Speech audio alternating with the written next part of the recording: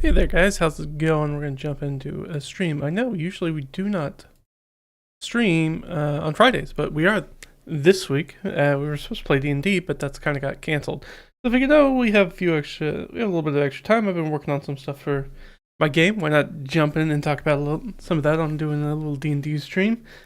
And then I got a little distracted as I was getting things set up because it seems like there is a relatively new Tatsuro Yamashita music video on YouTube, and I was like, well, that's interesting because that guy is pretty famously not okay with YouTube or Spotify or anything like that. So it's very interesting to see him. And so I was queuing up music. This is another one that I'll show you guys what music I'm listening to, but you guys will have to do the music yourself for copyright. So let me go ahead and show it to you. Why not? Why not? We're already thinking about it. And we need. There we go. So that's what we got over there on the right. So we got this Tatsuro Yamashita Circus Town music video, so that's new. Polar Meets Lyrica, relaxing Rogue Galaxy music, and then we've got some Flamingoses. I always pause on that name because I always want to say Flamingoses. It's like Flamingoses.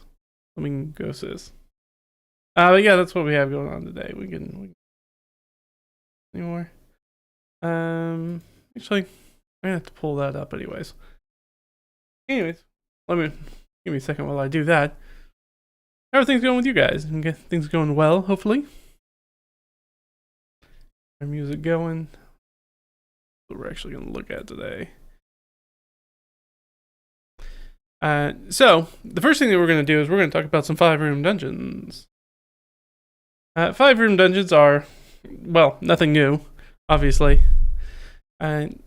It's kind of, I guess it's kind of old hat this time. I remember that there was a time before 5-room dungeons. It was very funny. But a lot of people are not familiar with that time. From the before times. But yeah, there was a time before 5-room dungeons were really a thing, and now they're pretty ubiquitous. I feel like almost they've fallen a little bit out of favor, and I don't use them that often myself. I decided to make one because I knew in this session coming up, in the game that I'm running, there's usually our Friday night games, that I know the party is investigating a place, but I don't want them to get like too deep down into it, so I didn't want to make it like a long drawn out adventure area because they're split up and they have kind of a time filter on it, so I want them to kind of jump in and be able to grab it and do the things they do, but still have some like engaging different encounters they can go through and some different areas they can do. So that was kind of the idea. And I was like, well, a 5-room dungeon is kind of a one session. I mean, it'll probably, even the way that my players run, they tend to run through things relatively slow. This would not surprise me if this ended up being 2 separate sessions, especially since we'll be jumping back and forth between what they're doing and what one of the other PCs is doing, who has been split off for good reason. They are working on things to try to keep those Vegemen alive. He's working with an NPC to try to figure out a treatment for the blight that's affecting them. Let's get this. I think we just need a plain old Google Doc for this. I'll transfer it all later, so I don't need to worry too much about where we're going with it. Let's go with a fit. A little fit check on it. We'll go ahead and pull that up. All right. We should be good. Let me All right, you guys don't need that. You want to see this one. Haha, it's perfectly written. So, 5-room dungeons. What are they? What do they do?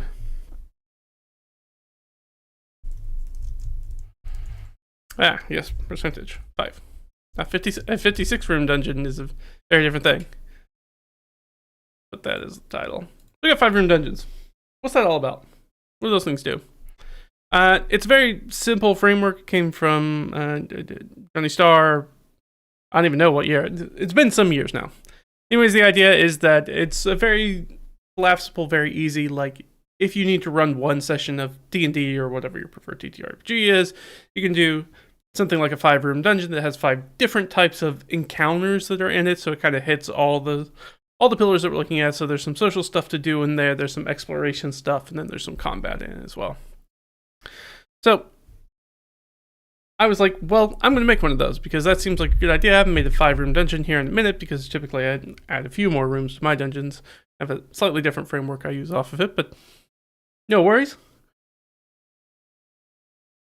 So I started building it. This is one of the things where I sat down and I do a lot of my early prep stuff by hand for session prep rather than on the computer. So we're going to transfer some of that stuff over. That's one of the big things we're doing today. So I figured I got to do it anyway. So why not talk to you guys while I do it?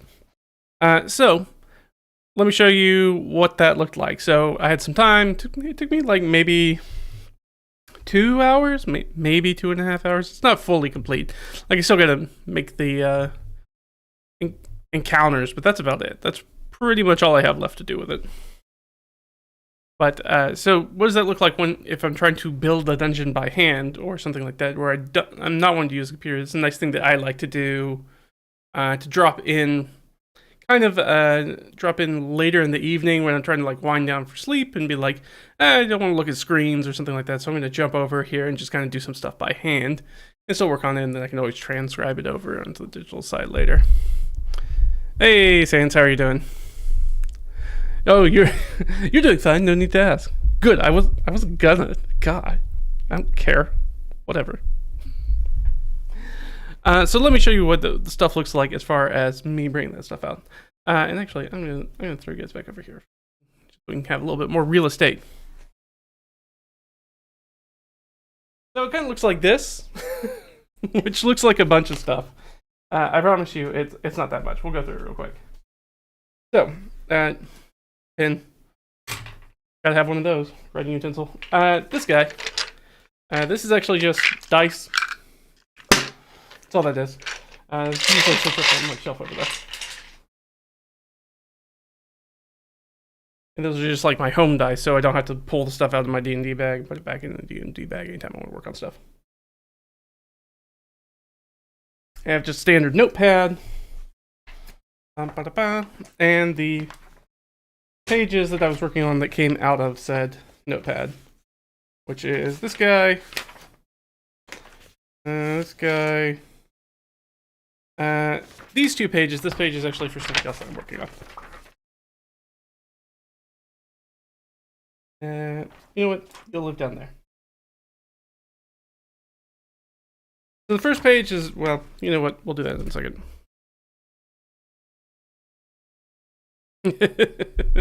Here we go again. Yeah, we're going back into the adventure zone. When will the next session of the solo campaign be? My plan, fingers crossed, nothing strange happens, should be tomorrow. We're probably going to run that tomorrow. I have it prepped and ready to go. It's slotted in. So we should be doing session 3, figuring out what's going to happen. We're going to look over the commendation gifts with all our friends and start planning our travel to go out and set the boundaries for our little fief for Baronet Reed. So yeah, next solo session should be tomorrow. Again, fingers crossed. All right, other resources. This guy, this big tome right here.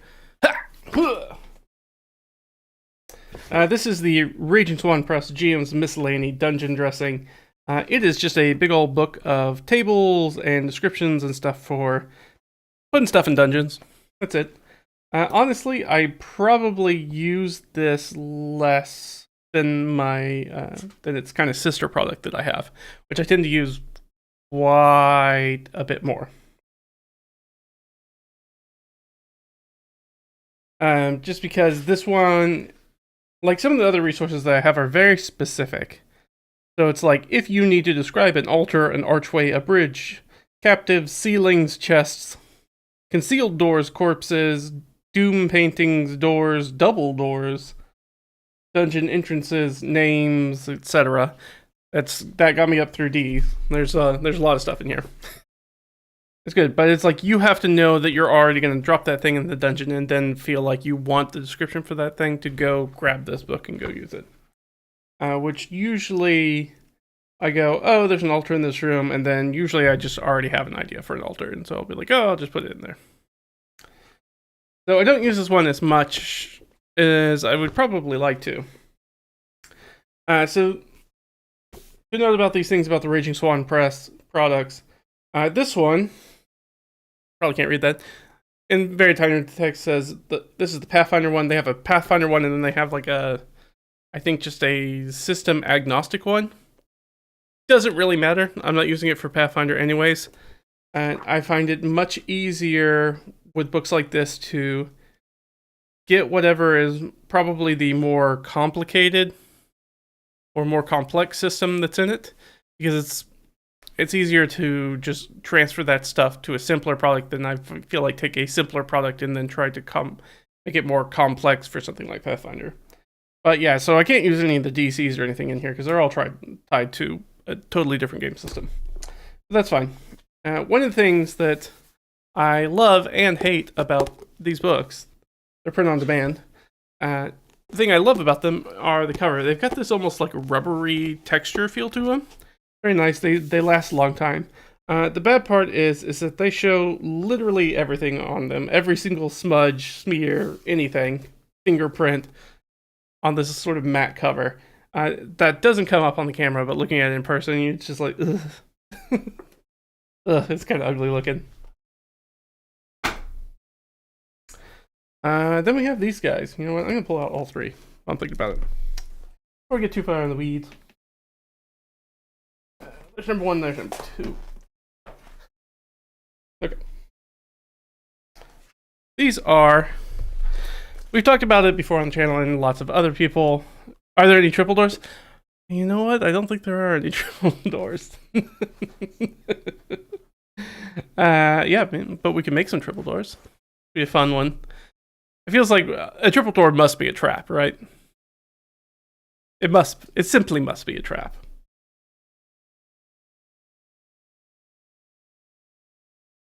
Or maybe you could have a double door with like the postern door in it. So that's technically a triple door. Because you have the two like big doors and then you have the little door in one of the big doors. That's technically a triple door. These are, we talked about before on the channel and otherwise out in the wide internet world of Dungeon Master binders. These are my Dungeon Master binders. I actually have 3 Dungeon Master binders because they all do different things. This one is the one most people are familiar with. It's the one I use the most often. This is my at the table I'm running D&D kind of folder. So it's got some improv tools in it, rules checks, stuff like that, all that kind of good stuff. That's that one. You've seen me pull it out lots of times, especially for like the solo RPGs and things of that nature. We have this guy. This is DM number 2. So this is for adventure prep. So I have a totally separate one that's like for making things for adventures. So I have those resources in there. So stuff that I'm prepping for a session and running sessions. That first one, prepping and running adventures. This one. So this one stays at home. All the other ones stay at home except for the first one that goes with me to the games. They're just resources for me to have separately. So this one's for making adventures. This big guy's for making campaigns. So it has stuff like building up cities and world building stuff. Bones of the Terrace, which is a really fun thing. If you never checked these out, you can find them online. They made like 2 or 3 of these separate things. This one's called Bones of the Terrace. It's a 1-roll town. So you take all your 7 dice, your 4, 6, 8, 10, hundreds place, 12, and D20. You roll them all out, and then there's little tables for each one to help you quickly build a town if you need to. Stuff for building factions. Yeah, here's the other stuff. They have Flesh of the Trask and Throes of the Trask, which is one is about faction wars and one's about 1-roll societies. They're fun to play with. They're a little bit limited as any of those 1-roll tables kind of are. They've got stuff like in here, like this is the Medieval Demographics Made Easy, which is a super useful resource if you want any amount of verisimilitude in your D&D world. Information based off of medieval France. Do you need that? No. If you don't want it to be like medieval France, then that's not going to be important to you. But yeah, it's got all sorts of stuff in there. Wilderness stuff, heraldry, some stuff that we used before, the stuff from Jed McClure that we talked about when we were setting up the solo RPG. Points of interest stuff. This is kind of like the world building and campaign stuff. I think those kind of. So I took all of them out. Only really needed the stuff out of my Dungeon Master Binder 2 because that has the dungeon creation information that they have in it. which we've looked at before on the channel. We might bring it up. I guess we could bring it up real quick. Just to show you. This is like one of the primary resources I use for making dungeons. This guy.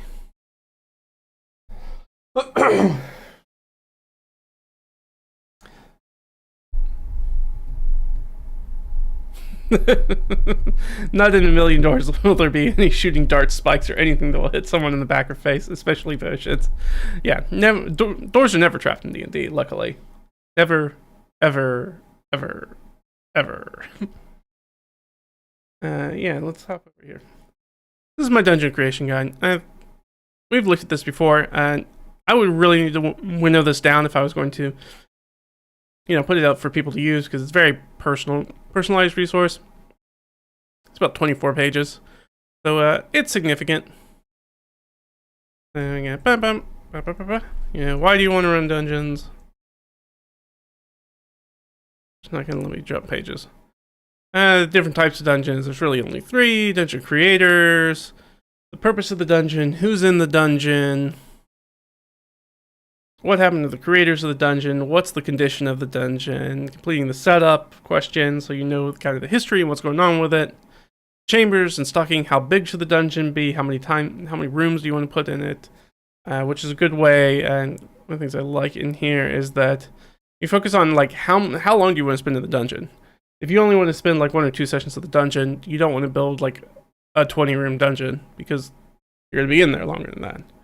So kind of think about how many sessions you might want to spend in the dungeon, and then use that to determine how many rooms to put in the dungeon. So yeah, 4.5 rooms is a good approximation for about a 3 to 4 hour gaming. We use that rule of thumb of about 1 encounter or chamber in a dungeon takes about 45 minutes to play for a standard size group. Every group is different though. My group tends to be a little bit slower most of the time. So I know that if I give them a 10-room dungeon, that's certainly going to be probably 3 sessions of worth at least of content, maybe even more, depending on how slow they are. Because they can be real slow sometimes. Making big dungeons, different types of chambers that you put in there, the DCs and the sizes for the chambers, what's in the chamber, well, it's content, hazards and obstacles, tricks and traps, all the trap resets, creature encounters and sparking them up from normal to special to doing like a boss encounter, and difficulties to put them in there, the reasons I don't talk about why I don't put puzzles in there, which we've talked about before. I'm not a huge fan of puzzles. And treasure, putting treasure in there. Magic item rarities, treasure locations and its status. Like you might have it in this chest or coffer, but that chest or coffer might be invisible. Magically invisible, so you really gotta go looking for it. Dungeon dressing, all the stuff that you kind of throw in there to keep things fun and spicy and have them stuff for your players to poke and prod at. And how you start to put it all together. Entrances. And tips for better dungeon layouts. Assigning DCs, the chamber contents. Finalizing all the dungeon map stuff and filling in the details. Monster preoccupation, and blah blah blah. So I get really down here. Talking about wandering monsters, finishing it up. Dungeon miscellany. Secret doors. Doors, their types and statuses. Unfortunately, no triple doors in this one. Actually, I don't even say if they're double doors or not. I don't think in these tables. Yeah, I don't think I do, ever. Basically, the size of the door is going to be determined by the size of the adjoining hallway, usually, or the room. So it's usually either a single or double door, obviously. Smaller passages that are further off the main thoroughfare are probably going to be single doors. Things that are like the big, more important areas that connect things are probably going to be double doors, if they have any doors at all. Sometimes it's just an open doorway, and I love number 3 because we don't see that a lot in contemporary dungeons. It used to show up a lot in older dungeons, but not as much in contemporary dungeons, is to just have like a curtain covering things or like a privacy screen. Something that's easy to get through but breaks line of sight, which will always make people players very cautious about going up to it because there could be anything hiding behind it.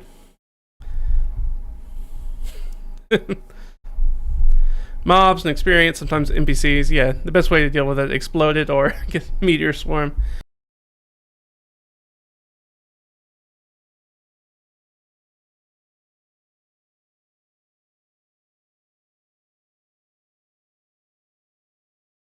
Intersections, elevation changes, new dungeon mapping, and blah blah blah, etc. So yeah, that's that. We don't need that. Other things I put in here because I didn't know if I was going to use it or not is this book. This is a book I actually got as a gift, I believe. The Game Master's Book of Traps, Puzzles, and Dungeons. I'll be honest, when I was sitting down to make the 5-room dungeon, that was literally, I think, the first... No, I don't think it... I think that's not true. I don't think it was the very first time that I opened this book. But it had been a long time since I've opened this book. I haven't actually used anything out of this book, I don't think.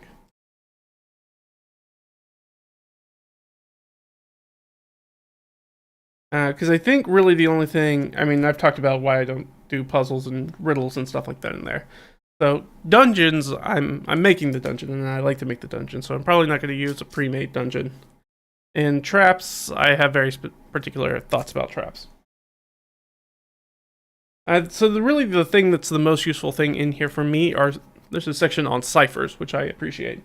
I just wish there were more ciphers. They kind of use the same cipher twice. And then they do a different, like 2 separate substitution ciphers, and I was like, that's all the ciphers you need. And I'm like, there are tons of ciphers out there. It seems weird that you guys essentially rewrote one, so there's, of your 4 examples, so there's technically only 3 examples in it. A little disappointing. But that has, I'll be honest, those are kind of my experience with books in the series. There's a number of them.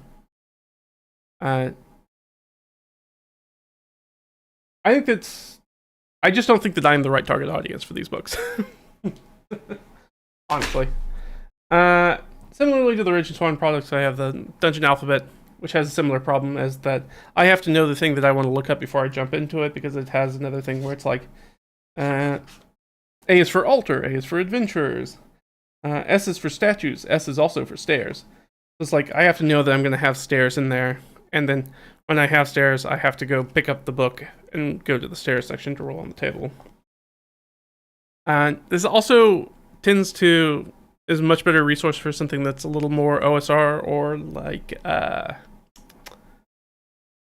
DCC, because they tend to have some pretty gonzo results in there. They have some weird stuff in there. I bet we can find an example real quick of what I'm talking about.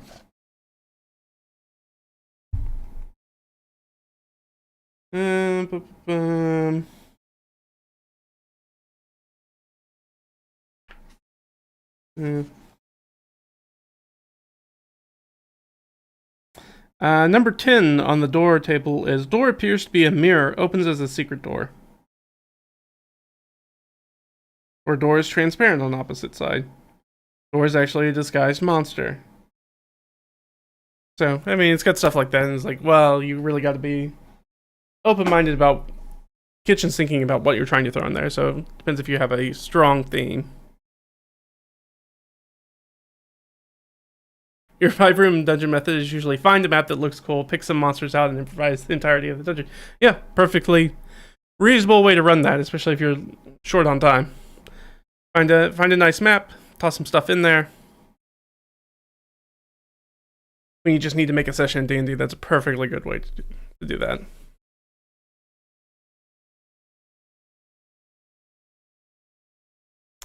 Oh no. Yeah, hopefully we're not having any sound problems. I don't see any on my end, but hey. And then we got this guy.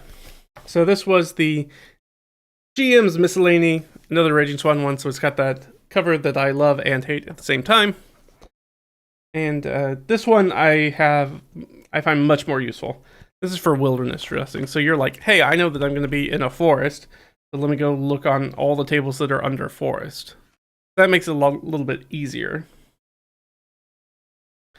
You got things like castles and castle dressing, bandits and borderlands and farmlands and hills. What are you doing in like the tundra, swamps and marshes, sea voyages? It's been really useful. We actually used this book to name our ship in the campaign that I play in. There's actually some random roll tables for making up ship names. We actually came across one that was really, really good, that really tied in with our campaign theme, which was to be the Sea Devil's Bane.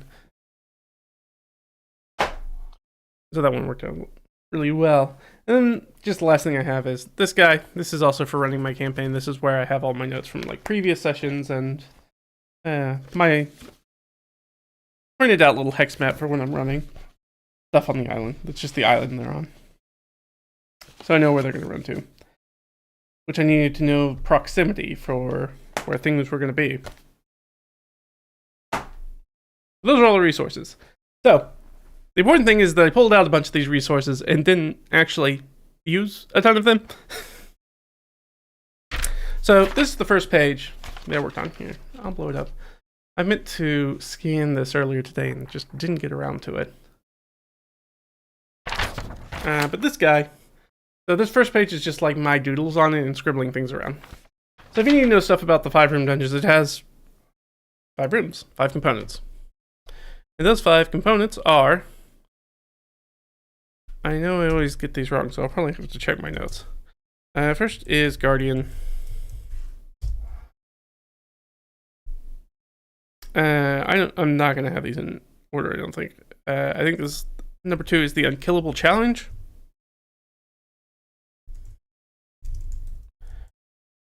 3 is the Setback or Twist, I believe. 4 is the Climax, which means that 5 is the Reward or Revelation. I think I got them correctly. Did I get them correct? These are written out of order. These are written by the ways that I put them in there. Okay, so this is going to be Reward, Revelation, or Plot Twist. And this was a Setback or Trick. Kind of similar. Let me throw it up. There we go. So pretty similar, but not quite the same things. So those are the 5 different parts of a 5-room dungeon. They're very, very straightforward. The Guardian is essentially... Oop. My bad. I am not in the right document. There, I'm not in the right window. Well, I'm trying to use my keyboard keys. So the Guardian is essentially, why hasn't someone looted this place before? What keeps people out? That's pretty much what the Guardian is.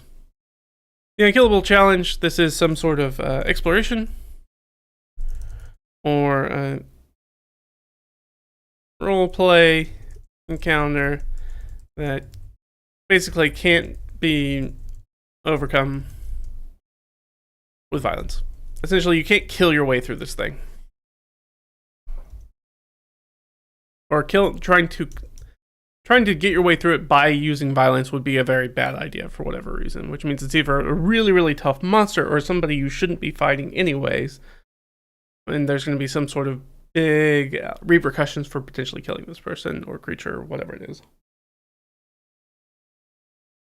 Or it's an environmental. This is, again, like your puzzles or your riddles or anything, something like that can be the Unkillable Challenge. Something that's like, because you can't kill the wall.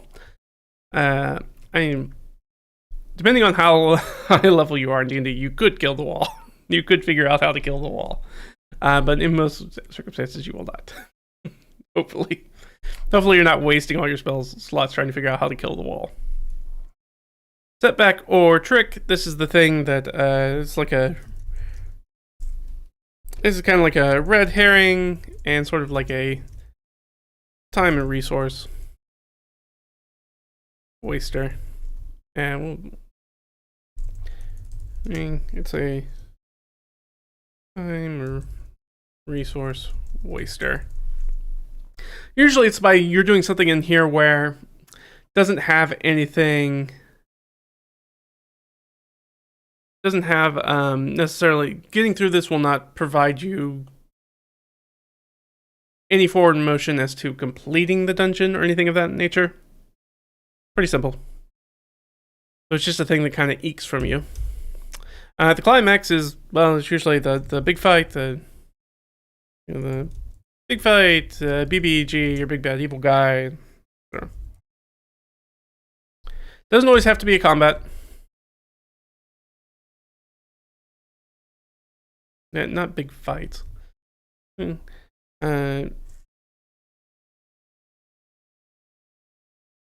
say, but doesn't have to be a combat encounter. It could be a race. It could be a lot of different things. It could be a negotiation. Be anything. Just know that you got your big bad evil guy in there, and your players are going to probably figure out what they're going to do with that. They're going to do any attacks or not. You're lost in the space stream breach over there for a moment. Oh no! Hopefully you're back. Hopefully you're doing all right, Sans. Getting back in it. And then the end is sort of your reward, your revelation. It's basically the payoff, the MacGuffin. You've got the payoff or the MacGuffin, or learn how things are worse or different than expected. So if you wanted to, this would be a good way to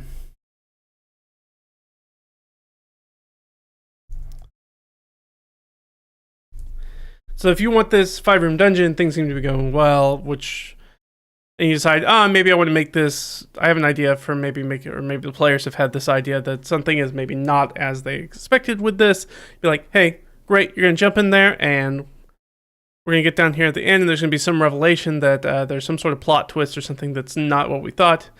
These people sent us here to kill the goblins. I'm thinking about the very early Phandelver with the goblins cave. You're like, oh, the people are saying, oh, they've dammed up the river. You need to go in there and get the river back. And you go in there and you're like, we could undam the river, but undamming the river might cause something else. The problem, what is the reasoning they have had to dam up this river or whatever it is?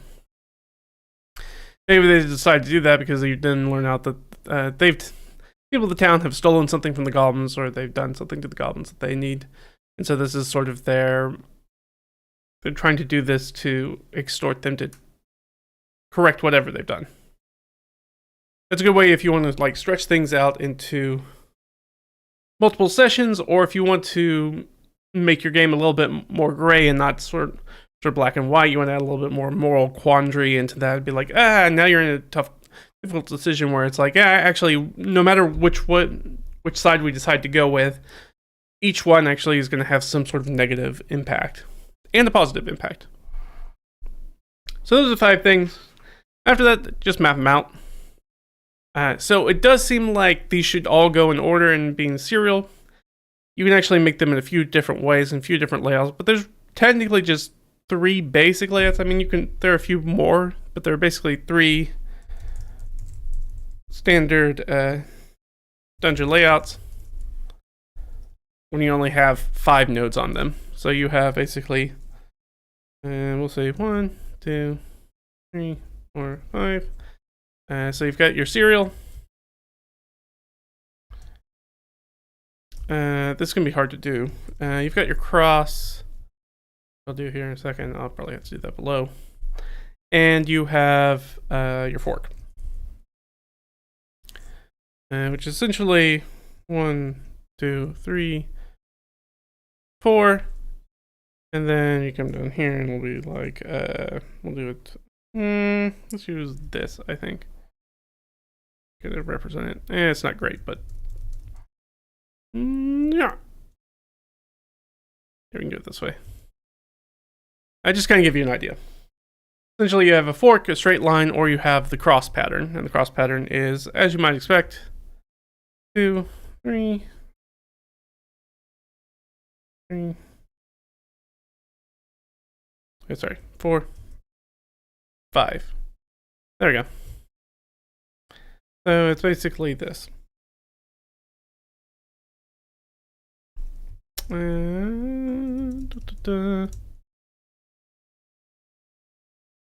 Make this. It's not pretty, but it gets across what I'm trying to do. So yeah, basically it looks like that. Those are the three basic layouts you can have. There are a few other generations, but most of them tend to kind of fall into those three. Now, those numbers you can move around to anywhere. So the one that I ended up doing is I ended up doing a fork, where the fork is actually goes 1, 2, 3, but it's actually coming off of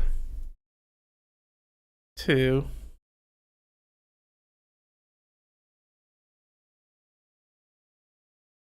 Like 4-5. So it basically looks like that. Real simple. And because of the way that I made it, there's actually a little secret passageway in 3 that's actually connects 4 and 5 as well. There's another secret roundabout in there. There's a lot of things to. We'll talk about it here when I get into it. And then after that, I have my 5 guys up here. I knew I was going to have the Guardian, the Unkillable Challenge, my Trick or Setback, my Reward, Revelation, or Plot Twist, and my Climax. And I should put that in there. We could do this. We can do it's like a puzzle, riddle, etc. Just make it clear what we mean by an exploration encounter. Some sort of, or a traversal encounter. Could be any of those.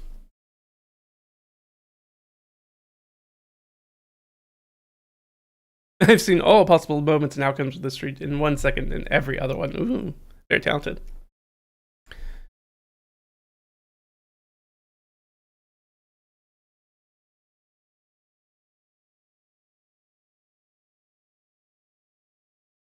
Thanks, Tactical.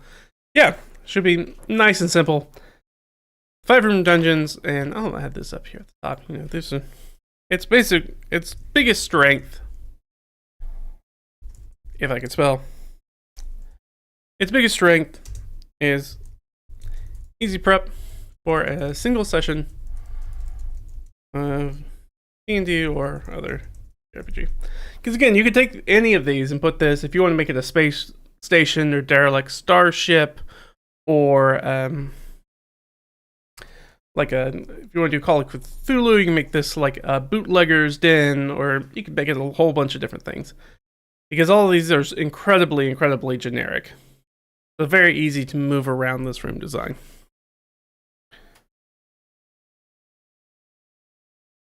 So this is generally how mine ended up with that. I ended up using this fork. 1, 2, 3, 4, 5. Way. Super easy. And so after that, what did I do?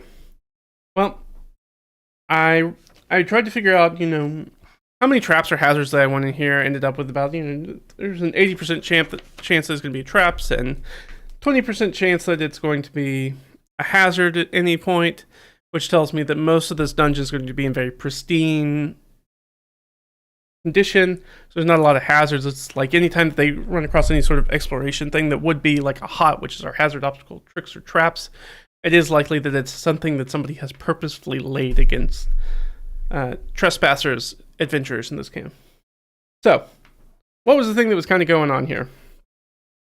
So to set the stage, this is from, if you guys watched the very recent session prep where I did the recap for this, for our last session, you'll know that we have the party.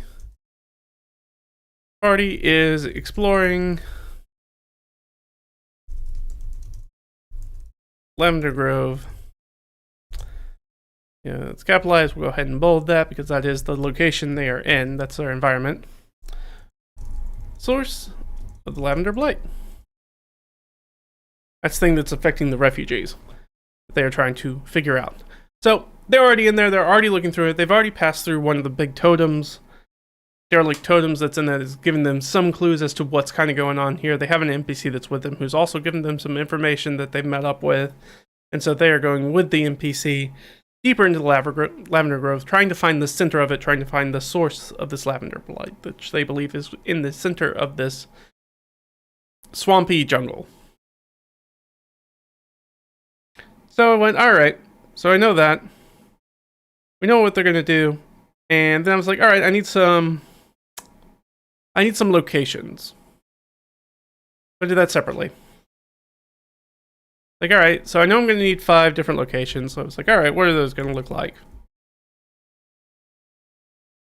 There we go. All right.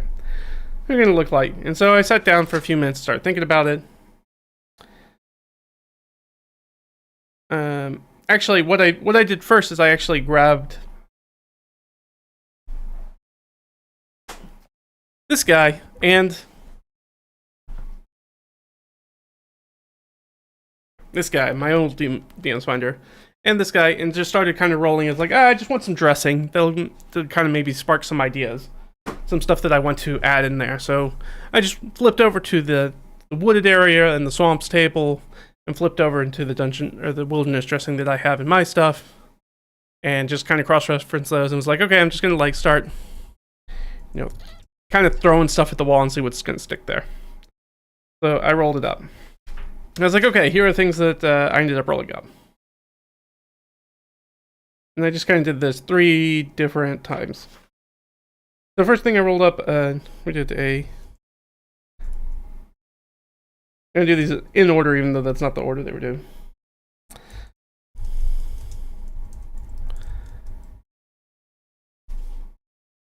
Ah! Get in my way. I was going to say eels. It's not eels. Leeches. So clear pool filled with wriggling leeches. That was a fun one. I'm not sure it's the right alignment for what I do when you're just being chaotic evil most of the time. Alright, we've got an empty water skin.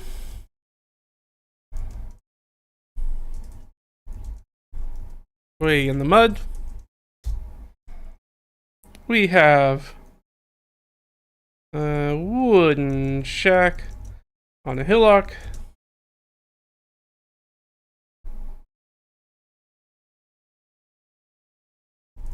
Surrounded by water. I'm trying to read stuff that I've scratched out because I've already used it and put it together. But just kind of show you guys how I went through this. And number 4 is half sunken stones of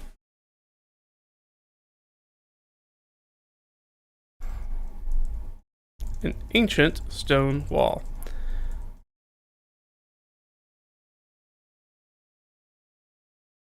What was it? Half sunken. Sunken. And number 5 here was going to be a crude bridge over a stream. So essentially I did, like I said, I did a number of these. So then I rolled again. I was like, okay, what are some different things that kind of show up here? All right, there is causeway. That's an often thing that shows up here. Undergrowth in this area. Edges. Quicksand. And a bog.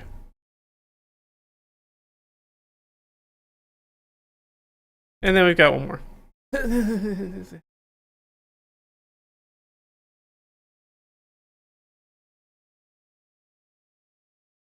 We've got a floating log or canoe. Scent of decay. Parfum, but decay. Number 2, we've got a local fauna encounter.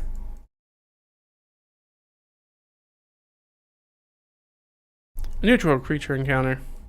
Some local flora. Or local fauna, sorry, which is just animals. We have our solitary hut. Wetland ambient noise stops. we are going to find or lose path/tracks. And there are some bloated remains. And the last one I had in there is mist rolls in or out. There is a bug swarm, and then in here it's just got disease? Question mark? Why didn't this capitalize? Interesting. Alright, yeah, there we go. So I just rolled in these different things to just kind of give me some sparks of ideas. I was like, I don't really have any idea. I know where they're trying to get to. I have some ideas, but I don't always only want to use my ideas. So I'm gonna roll up a few different tables. And thinking this doesn't take very many. It takes more time to write it down than it does to roll it up. So we roll it up and be like, okay, now I'm starting to see how can I start to put these things together. So at this point, I'm like, all right, so I've got the things that are going here. I know that there's another thing in here that I've got to add as far as a big thing, some sort of constraints we've got to have here. So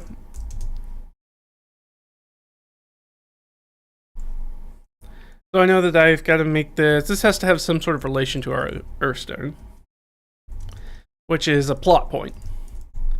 It's one of the few ones they have not come across. It's one of the few pieces of the Ether Master Suite that they have not come across, which is a big sort of like number of items that work together that have been important to the campaign thus far. And so they haven't come across the Earthstone. I thought this would be a good time to bring that up, because this would make a lot of sense for it. I knew that, and I knew that we have to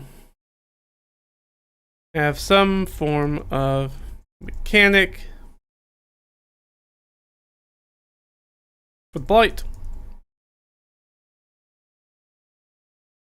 affecting the PCs. Other things that we have to consider, you have to consider when making this, is Swain, one of our PCs, is searching for Vegeman Wardens.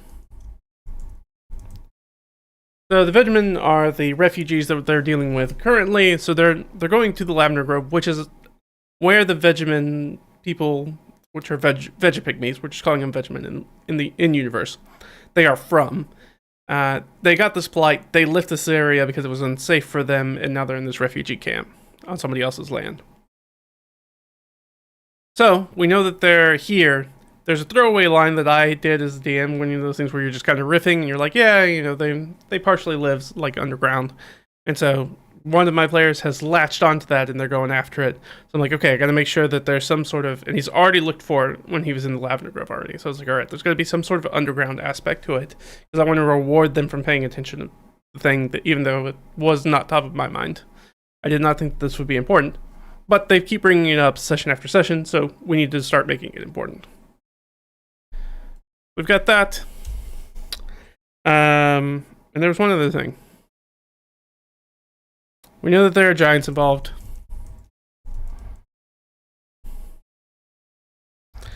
Due to the totem they already found. And actually, oh yeah, that's what we need there.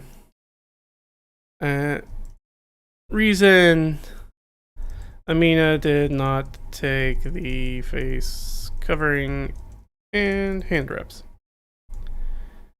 So those are my constraints. Those are the things that are like, hey, these are informing things that are already happening in the world that I need to pay attention to while I'm making this dungeon. So that way it all stays copacetic to everything else that's kind of going on. We need everything to go blah, blah, blah, blah, blah, blah, blah. Poor PCs, now they need to get fixed in some tech place. Yeah, there's not a... They could go back. There's an apothecary in town that they can go to if they need to get fixed up on some of this stuff. I'm more concerned with them running out of food, which is a bigger problem because we have 2 people in the party who are almost out of food. Which, once you don't have food, means you can't take a long rest, which is a big problem. Especially when a campaign like I'm running where exhaustion happens very frequently because it's based on your... Because they're running crisscross applesauce back and forth across this island all the time, running hither and thither, doing things. It's like you guys are churning a bunch of energy to walk to a bunch of places and do a bunch of things and then walk back from a bunch of places. They spend a lot of time walking, which can be very tiring. Especially because it's not like walking, it's like backpacking in the wild. And doing that stuff. So, had our constraints, and that's basically everything that's on this first page. That I had, which is me just getting stuff down. The only other thing that I did up here, and I can add this, is I set my room DCs. I'll say room / scene DCs. And I knew that those were going to be DC 10, 17, 12, 12, and 13. So this is room DCs, if you're not familiar with this, or scene DCs. And we've talked about it many times on the channel, but in case you didn't know it. No, I guess I didn't get the joke, sorry. If you didn't see the room or scene DCs, it's a thing that comes from Index Card RPG. And just, it's something they pull in where it's like, most of the things when you show up to a place, whatever check you're trying to do in this room is roughly going to always be this DC. Gives you the ability to go up and down a little bit based off of the needs of the scene. If you think, oh, the thing that they're trying to do is relatively easy, I'll knock 3 off that DC. Oh, the thing that they seem like they're trying to do seems like it should be more difficult than that. Seems to be, then I'll add 3 to the DC. Very simple system. And then you don't have to spend a bunch of time like recording a bunch of DCs for different perception checks and investigation checks and survival checks and nature checks and blah, blah, blah. Everything's just that DC. If the thing that they are trying to do, the shenanigans they're trying to do is more or less, then you just adjust as you go along. Makes things just a little bit nicer, just a little bit cleaner. There's that. So after that, it was just like, all right, now how do I organize these guys? How do I start putting them together? How do I start crossing off things off of this list and finding the things that work together? So the first one I did was I decided to do the Broken Causeway. And I'll show you exactly what these kind of look like here. So, 1. Yeah, sure, I'll do 0, 1. We're not going to get into double digits because there's only 5 rooms, but... they're PCs like computers. Yeah. Okay, I got you. Yeah, you're going to give them to the Geek Squad. I get the joke now. Okay, yeah. I was too slow for that one. I didn't pick it up. Hey, how you doing, Ginger? So, our first scene is going to be this Broken Causeway. Usually I come up with a name after I write out everything else about it, and then try to give it a little bit of a name, so will stick in my mind easy. So it'll be like, oh, alright, they're heading back to the causeway. I know the things that's at the causeway. And DC for that is going to be 10. And then it's just kind of bullet points. What's going on? So, for this one, we have some stuff that I scratched. Oh, that's supposed to be wide. Wide. So there's a wide updated bridge or causeway. The marshland and forest. The important thing is it's wide because it is noticeably wide because it is, put it in here, giant sized. Remember that they've already had a key in that there are some giants here. So if we have this, this causeway is basically kind of like a boardwalk. It's just a path that somebody has like laid out in essentially just lumber through the area and like over some of the like wetter parts of the marsh and swampy areas. As a path.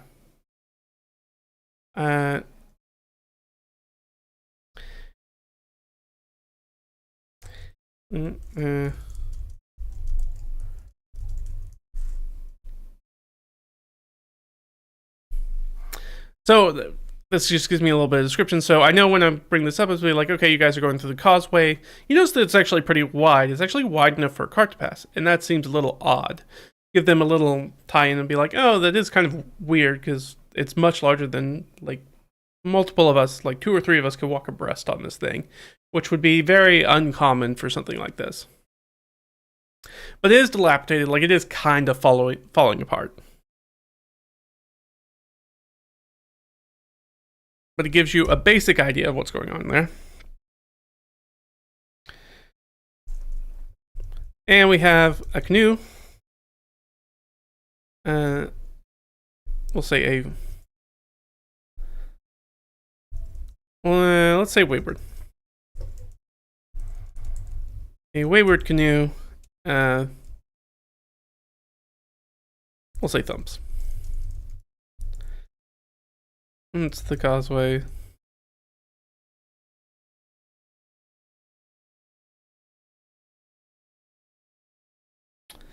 With the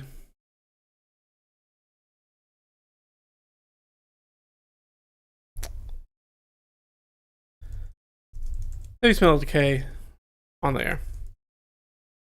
So again, you start to see heavy things. We bring things in. They start to snap against stuff. We've seen that we're starting to bring in some of the things that I rolled for that all kind of fit together. As we'll have here,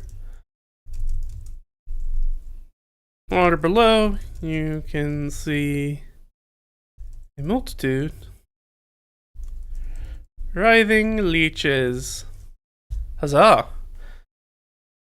So we've got a lot of sensory details in there. We've got some smells, we've got some looks, we've got some we've got some feelings that are going to kind of come from that leech is going to be like, ugh.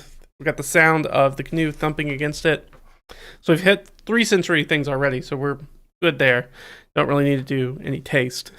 Generally don't do taste of the dungeon. Please don't lick the walls of the dungeon. It's not good for you. Unless you're the NPC in the current game that I'm playing in who's been poisoned and is incredibly high. It's licking the walls and doing all sorts of weird stuff. Alright, and then we get into sort of the mechanics.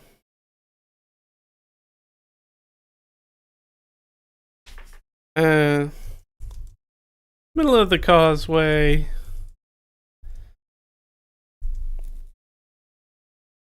And I'll put this in here. It gets a +0 health versus PP.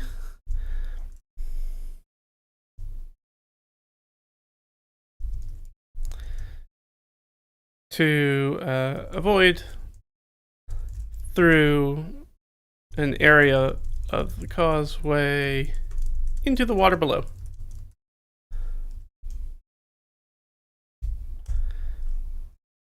Into the water below. They take a d6.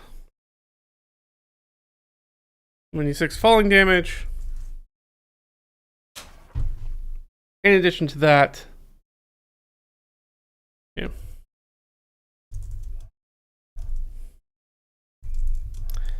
Take just 2, right?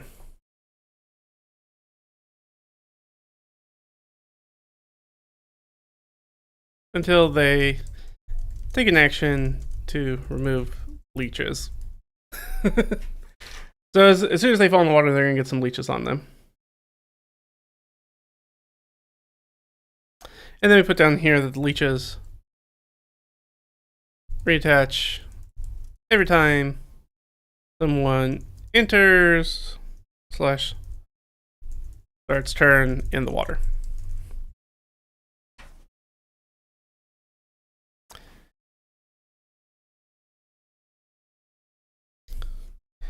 Investigation check 2. Notice the causeway was purposefully weakened. Somebody's like cut through a lot of the supports in this area. So it wasn't just a full rot that somebody fell through. Like, no, somebody made an area where you would fall down into the leeches in the water. And then we got a little bit of loot. In the canoe, they find a fishing sphere. It's just a standard old javelin, mechanically. And what else did they find in there? And a kerchief. Of no particular value. Will they investigate that? Will I have to make something up on the spot? Maybe. If so, I don't know what that is. I'll probably just come up with some initials and they'll be like, they'll have to figure out what that is later. Just tease them for something later if they decide to go around and look for it. And they find some old fine clothes. So female. So it's either a dress or like a skirt and a top. And they find a jasper stone, which is worth 40 gold or silver. Gold in them hills. So easy. First one. Done. Got it. Out of the way. Broken causeway.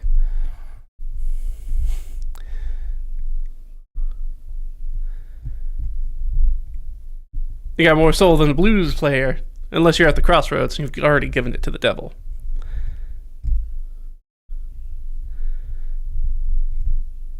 Thank you for the compliment about my beard harp. Beard brothers, thank you. So we can see, looking up at this, we can look at our list real quick and we can see the things that I started to grab. So we got a clear pool filled with wriggling leeches. So we can do breakthrough Alt-Shift 5. Okay, so Alt-Shift 5. Alt-Shift 5. Okay, there we go. So we know that we got that one. What do we get in here? Oh, we had that causeway. Alt-Shift 5. And down here we had that floating log or canoe and the scent of decay. Perfect. Yeah, you can start to see, I just rolled some random stuff and now I can start piecing it together and start making it into something. Now, you'll notice up here, which one of these things was that? Well, it certainly wasn't the Guardian. It could be an unkillable challenge. It's certainly not the climax. There's no reward, revelation, or plot twist here. So it means it either has to be the setback or the trick, or the unkillable challenge. And this thing is just going to be the unkillable challenge, is that once the causeway is down, they have to figure out how to get over the water. A nice, simple athletics check will get them across. I don't like using the jumping rules in D&D, because the jumping rules are a little bit... I mean, number one, they're silly. It's superhuman how people jump. But like anything, it's like, we should be rolling dice because it's a check, because there's stakes on the failure. So this seems like a thing that you need to, in my mind, that is the thing that is the reason why we're rolling the dice. So it's like, it's not necessarily that we've already set up as like, you can jump from one side of the causeway to the other side of the causeway. That's firmly within the possibility of reality. And under normal circumstances, like, could you jump that amount of feet normally? Probably not an issue. But this is a stressful situation. This is the hard to start the car when Jason Voorhees is in the rearview mirror. Right? A thing that should be simple, thing you could do all the time, that the only reason we're rolling for it is because it's under a tense situation. If you fail, there's a consequence to that action, which is you're going to fall and get leeches on you.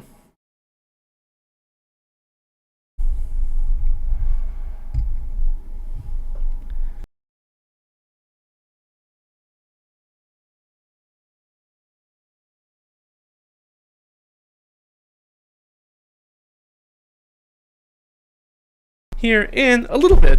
Oh gosh, as I hit stuff. But this is a 5-room dungeon. It's a very simple way to put something together for a session of D&D.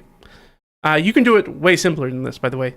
If you're new to things, I'd say go grab something to run. Don't try to make it yourself. You want to take as much stuff off your plate, especially as a beginner DM. There are lots of like one-page dungeons that you can look up, like the one-page dungeon contest has dozens and dozens and dozens of dungeons that you can pull and run just straight off. But yeah, but D&D prep does often kind of look like this. Everybody's a little bit different in how they do their prep. And Actually, it's a good opportunity. Let's go ahead and talk about some of that other stuff. While we're doing that, let's go ahead and open up another. Right. Now let's talk about some kind of bulletproof session prep, because that was one of the things we were going to talk about today. So it's all right. We can jump across and take a look at it. Well, let's talk about some bulletproof. Maybe I don't want to. I don't want you to think that this is the only way to do it. It's certainly not, and it's not even necessarily the best way necessarily to prep for a dungeon. Or prep for D&D. It's just the one that I have found extremely useful, and I feel like a lot of people use a lot of these very, very similar. There's a little like foundational level. Get that. So we're gonna put this in here as our bulletproof D&D session prep. Go ahead and do that. There we go. So you start at the end. Your session prep actually starts before the end of the session,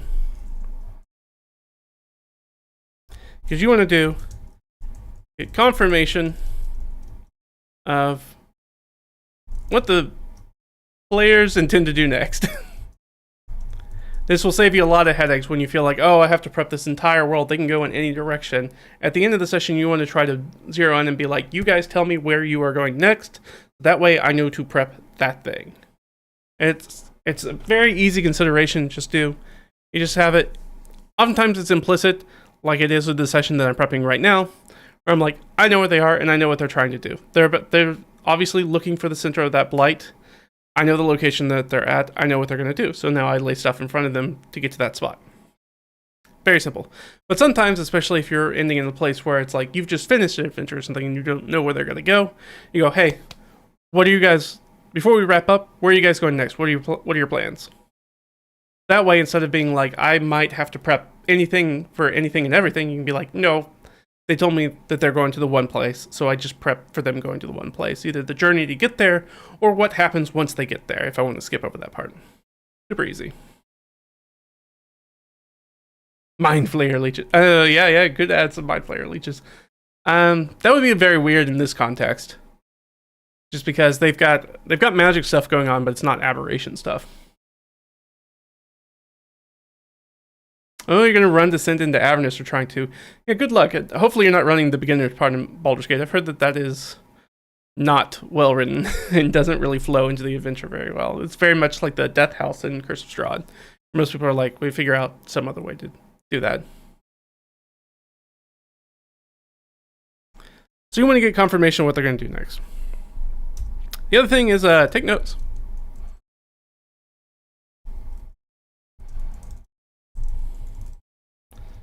Always be taking notes. It's a hard thing. I don't do even a good job of it.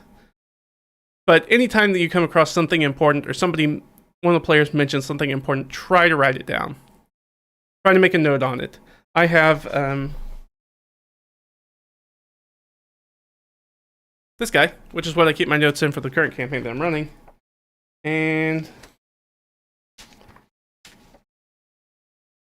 about, not quite halfway through. We just finished up session 33. So, been running this campaign for over a year now. And this would take longer because I usually do the recap in here, which is what we'll talk about next. So, after the session,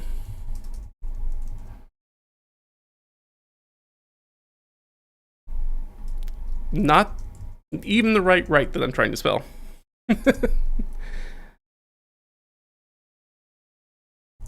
Recap down while it's still fresh on your mind. So after the session, you want to make those recap notes as quickly as possible. That's what I like to do. Oftentimes, when I'm on a Friday night, I'm out there, I'm playing with my friends. I make it all the way back home because we play at somebody else's place. We don't play at my place. We make it back home. It's at that point probably getting close to midnight. I'm like, I'm tired. It's been a long day, but I'm going to sit down and do my session notes, session recap, while it's still fresh on my mind. So that way I remember all the important things. Just writing it down, writing it down, writing it down. Doesn't have to be perfect. Just try to get the stuff out of your head onto your page before you start forgetting things. I find that super useful. That's the first thing I need to do for the session prep, and then I don't touch it generally for a few days. Usually not until like Wednesday or something like that. Start prepping for it. You play D&D in person? I play D&D in person. I love to play D&D in person.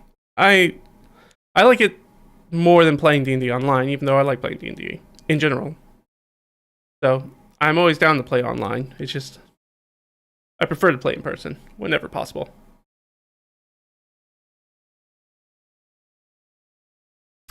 Yeah, you guys did start in Baldur's Gate. Yeah, sorry. And unfortunately, it's well known that the Baldur's Gate lead up to Avernus is just not very good. Yeah. There is somebody, actually the guy who is now the lead designer for D&D, wrote a fan modification to the Baldur's Gate stuff, or a separate sort of intro adventure into Avernus, so you might want to check that out, because that's actually very well lauded and one of the reasons why they made him the lead designer of D&D. Now you play over Discord because your friend group. Yeah, sometimes your people are everywhere, so you gotta play where the people are, and that's generally online. So you want to write down that session recap while it's fresh in your notes. Other things to do is understand your game space.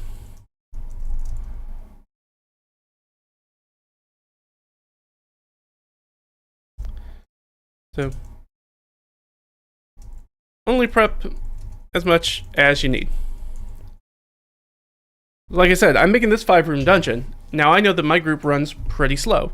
Like I said, if I make a 5-room dungeon, generally it's supposed to be for the entire idea of the 5-room dungeon is supposed to be for like one session of D&D. So 1 3 to 4 hour session of D&D it should cover. Which, if it backs up that sort of rule of thumb, is about 1 scene or encounter per 45 minutes of playtime. Now, I know that my group runs a little slow. So I know when I'm making this 5-room dungeon, and I'm switching between another character, another PC who's actually not with them, he's off doing something else. So I know I've got these two things going on. This 5-room dungeon is for sure going to take longer than a session for them to get through. I mean, could they get it through in one session? Sure, maybe, if all the stars align. But given past history, it's unlikely they will. That being said, the last session I just ran, they got through most of my prep. I was very surprised by that. They were firing on all cylinders, but we also didn't have any combat in it. And combat is the thing that will take up the most time in D&D. So keep that in mind. Because combat always takes the longest. After that is generally social interactions. Social interactions can either be really, really short, or they can be really, really long, depending on how complex and in-depth they are. And then the exploration scenes are generally pretty quick for the most part. Usually it's like a few skill checks, or them trying to figure out something, or it's the problem that I have with puzzles, which is either somebody knows the puzzle and immediately solves it, or nobody knows the puzzle and it takes like an hour. And you end up just kind of giving them the solution to it eventually, after them trying to roll for hints and things like that. But once you understand your game and group's pace, you can understand like how much you need to prep. And you'll be like, oh, I only probably need to prep like 4 encounters because they're kind of slow, or they run kind of fast, or I'm running for fewer PCs. Maybe there's only 2 PCs. Like, so maybe I really need to prep like 7 encounters for a session of D&D, for a standard session of D&D. So that gives you a little of ability to kind of drill in on the scope on exactly how much prep your players get through in an average session. Now, of course, if you're playing with brand new people, or you're running a one-shot or something like that, you have some ideas. A one-shot, you know you're trying to get everything done by the end of the session. If that's the case, cut from the middle. Make sure you get to the climax. You don't ever want to cut off the climax in those. Otherwise, brand new group of people, that's why we have that rule of thumb, which is about 1 scene or encounter per 5 minutes. Playtime for approximately 4 PCs. for PC party. A for PC party. Makes it super simple. All right. Yeah, wait your prep. Yeah, wait your prep for proximal encounters.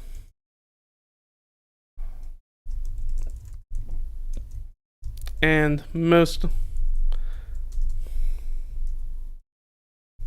likely course of action.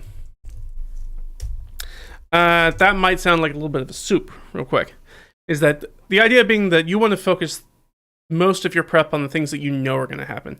If you've done what you're supposed to do and you've gotten confirmation of what the players intend to do, you know what that first scene is. That's the one thing as a dungeon master that you have full control over, is where does the session start. You get to determine what that first scene is without anybody else kind of being able to throw anything into the mix. And sometimes they'll be like, actually, can I step back and do something? If you want to buy something, whatever. That's not a scene. Don't worry about that. Yes, you could buy something in town. Just assume that you've done it, pay your money. You're like, we're going to jump forward to this specific thing that I have prepped, and we're going to do this thing right now. So I like to think about it like weighted in a pyramid style. So what I want to do is I want to spend most of my prep time, that 40% of that prep time, on that first encounter. 30% on that second most likely to happen encounter. 20% on the third most likely.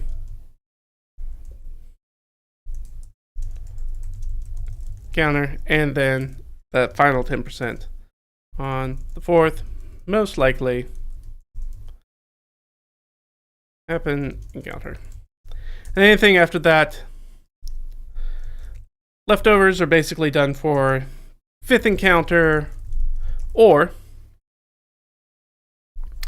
prep to improvise. Or we'll say improv prep. That's it. So you want to spend most of your time on things that you know are most likely going to happen in that. So it's a little bit back and forth, back and forth.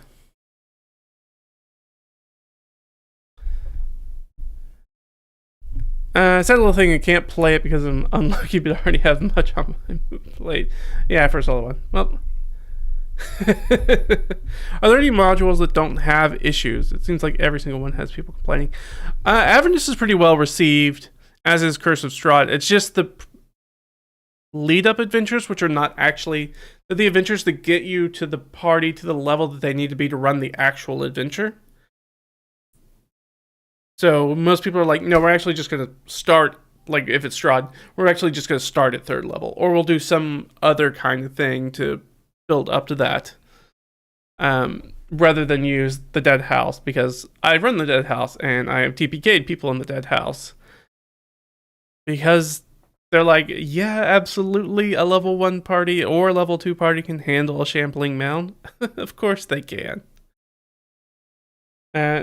But then you have players that are like, oh, well, there's a monster here. Clearly, we're supposed to fight the monster. And be like, you probably shouldn't fight this monster. It will destroy you. But when it comes to this prep, so you really want to know proximal as far as like, what are the encounter that's closest to where they are now? The one that's the shortest both geographically and in time frame and based off of the direction of what they're trying to do. You'd be like, okay, I want to spend most of my time on this encounter, because I know for sure this encounter is going to happen. Now, you say, that encounter goes to the end. What I think is the most likely thing that will happen after that encounter, that becomes the second encounter. Okay, they get through that, or maybe they decide to go a different way, because you're like, they could choose to go this way. Then I'll prep that. It's the third most likely. Because you basically have branching paths once you start the prep, because you know that one root source, but from that, anything could happen. Which is the unfortunate thing about DMing. Assuming you're not trying to just like railroad the players. And some players are, especially contemporary players, are actually okay with railroading to a surprising amount, I would say. Let's see.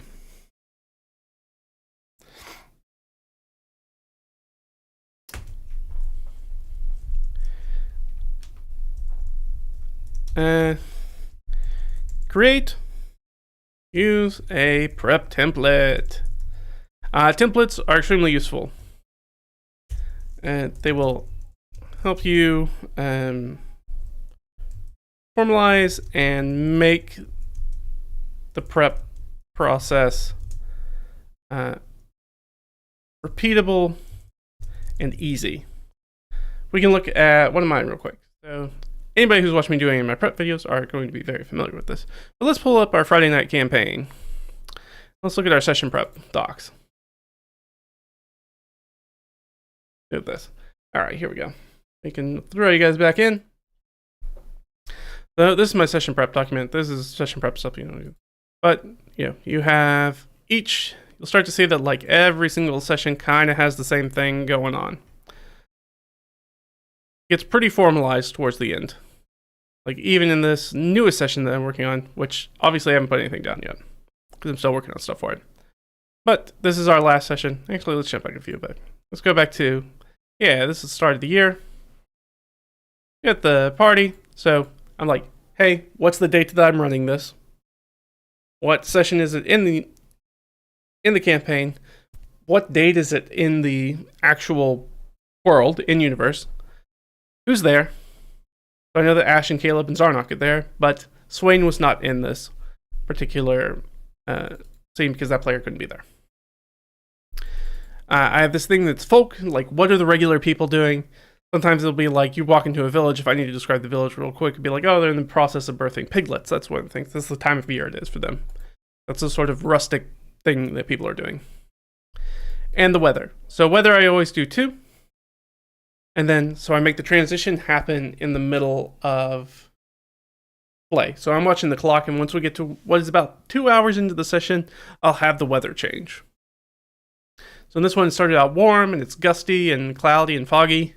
And then as we get halfway through there, I'd be like, and it's still warm, the wind has died down, and rain has started.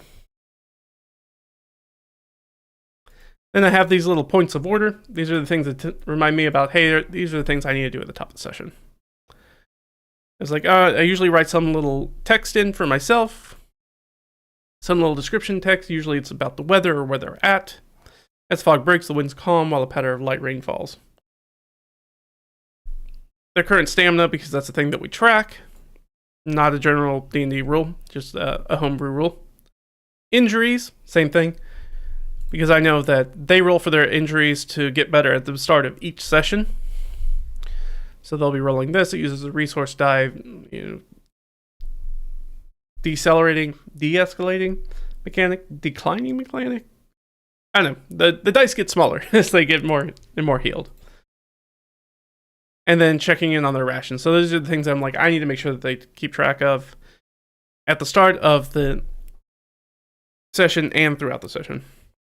And then, hey, and here I'm like, hey, we're going to continue the Wise Halamus Mountain. It's an exploration adventure. So I know, hey, if I need to know stuff about that entire thing is written on a different document. I've got a little dungeon document for that. And it tells you about, what's happening there. There's no wandering monsters. We've got Ash has got the Speak with Animal active with the King Bear that's going to wear off while they're moving. You know that Noof's inside. I have to remind myself the name of the guy. Noof and Bear King cannot speak to each other. They don't speak the same language. All animals do not speak one language, surprisingly. And no wandering monster appears while they're inside the cave, because I rolled for that already. If the party speaks with Noof, they can learn this stuff about Halamuth, who is the person they're looking for. And then I've got, just down here, the recap for that. So, we talk about how I said like my players can be really slow. This is all they did in that session. So they reached the Bear King's cave. Caleb's lighted stone toss wake Noof within. The group talks to Noof and mollifies him, but the Bear King outside is getting frustrated and comes in making a ruckus. Ash uses Speak with Animals, has worn off, and he's out of slots for that. Caleb tries to deceive the Bear King and shoots off a sacred flame towards the top of the cave. On natural 1, we determine that it jars some rocks loose, which come down and smack the Bear King on the head. Don't roll a natural 1. The Bear King takes that as a provocation attack. Initiative is rolled. Noof flees out of the cave and down the trail while the party chases afterwards, and the bear chases them. And there's a little bit of an impromptu fight / chasing, is essentially what happens. They lose sight of Noof. The group decides to use their Featherfall tokens and jump off the land bridge to escape the Bear King. Noof throws in an assist, escaping the bear, and they all drift down to a different area. So as you can see, they didn't make a ton of headway in this session. But yeah. Your players saw Captain Zod, yeah, and 6 other veterans controlling a crowd. The Flaming Fist, right? Which is the intro. Immediately decide, yeah, I'm gonna fight him. Yeah. Yeah. Yeah, it does give you a lead. That's always kind of the problem with any sort of like D&D prep, is be like, if you put monsters out there, you have to do a lot of telegraphing. You basically need to do like a Dragon Ball Z style like power level counting and be like, these guys are above your ken. Like, these are not people you can handle. These are professional killers, and there's more of them than you. They will kill you.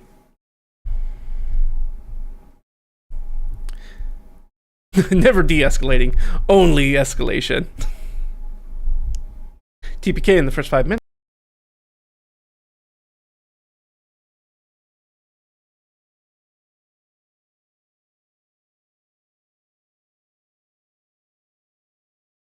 So this is my format that I use. So I'm like, I want the stuff at the top. I want to know who is there. I want to know what the regular people are doing. This is the prep document I print out for myself. Now this one's a little bit not very in tune because I have this entire other document that I'm referencing to look at. Right, because we have the same thing down here. There's just not that much stuff that I need to put into these sometimes. Then you have stuff like this where it's like, oh, this is actually a little bit more robust because they have a bunch of stuff going on. A lot of things that they could be doing. I've got the point of order and the foreshadowing, who they're doing. I'm trying to use more bold text there to like be able to sort of, that way I can look at it very quickly, figure stuff out. Like, oh yeah, I gotta remind myself that there's half cover and they have light obscurement. Lots of stuff to the refugee camp, to Bayfaras, and Dassos, stuff about the Vegeman camp, their audience with Bayfara, all the stuff that goes on, and then stat blocks down here at the bottom for stuff that they're going to do, and then we have the recap, which was, again, very short. This is, again, you can see a classic example of the PCs telling me that they're going to do something, and then sometimes they don't. The group does not split, even though they said they were going to split. I was like, it's fine, please don't split. It's actually much easier if you guys stay together as far as me running the game. So I'm more than happy for you to help me out in that regard. But yeah, anything that you can do is sort of a prep template that will make it repeatable and easy for you to run. Definitely helpful. If you're brand new and you're trying to just figure out how to do anything, I would recommend, and I was going to point at my shelf. I don't have to do that. We can have a return.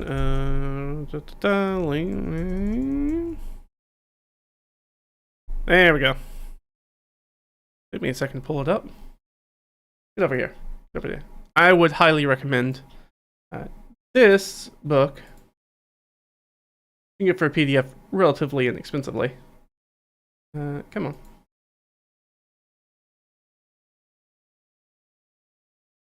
There we go. Sly Flourishes Return to the Lazy Dungeon Master, which has a very, very simple, straightforward prep way to do it. So if you're looking for a way to prep, I would recommend starting here because it's actually a really, really good process and is somewhat similar to the way that I do it. There are things that Mike adds in there that I don't add in there, and vice versa.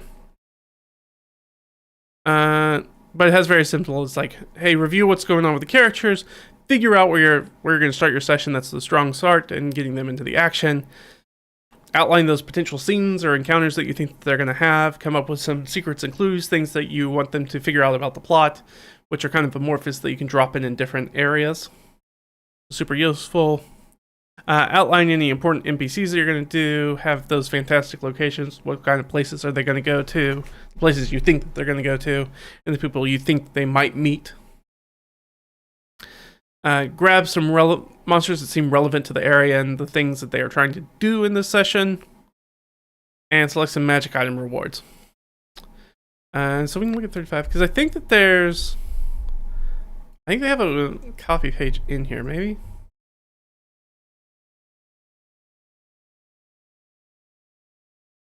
But yeah, so there's sort of like the 1-page breakdown or 2-page breakdown of what you're doing. Reduce the checklist so you can get it down even more. Strong start, sequence of clues, fantastic locations. So it kind of tells you what you're doing here. Super useful. It's a good thing, good way to jump off from there. I was thinking that, I thought there was, you know what, that might be in their Dungeon Master's workbook, probably. Let's see if it's at the very end.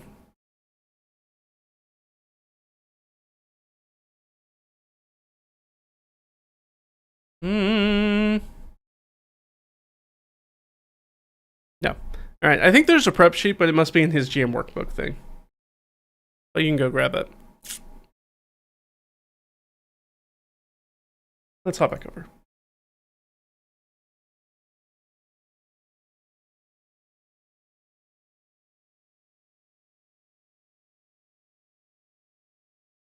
Lawful good paladin goes to the Elf Song Tavern and immediately resorts to breaking down every door and looting the place.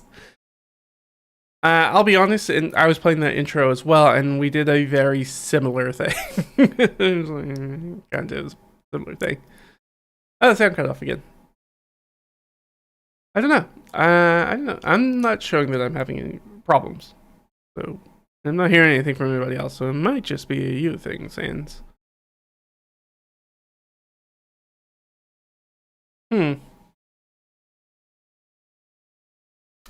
Alright, so we want to use a prep template that's super helpful. Yeah. Other things. Other notes. You want to follow the golden rule of prep, which is, I think, often attributed to Jim Davis from WebDM. Which is, yeah. Essentially, you only want to prep what you're not comfortable improvising. Now, if you're a new Dungeon Master, that's gonna sound like you need to prep everything, because you might not be ready to improvise stuff. Truth is like you're never gonna be. Oh, the sound's randomly cutting off for you as well. Oh, I wonder if it's just hot. Maybe I should pull it down a little bit.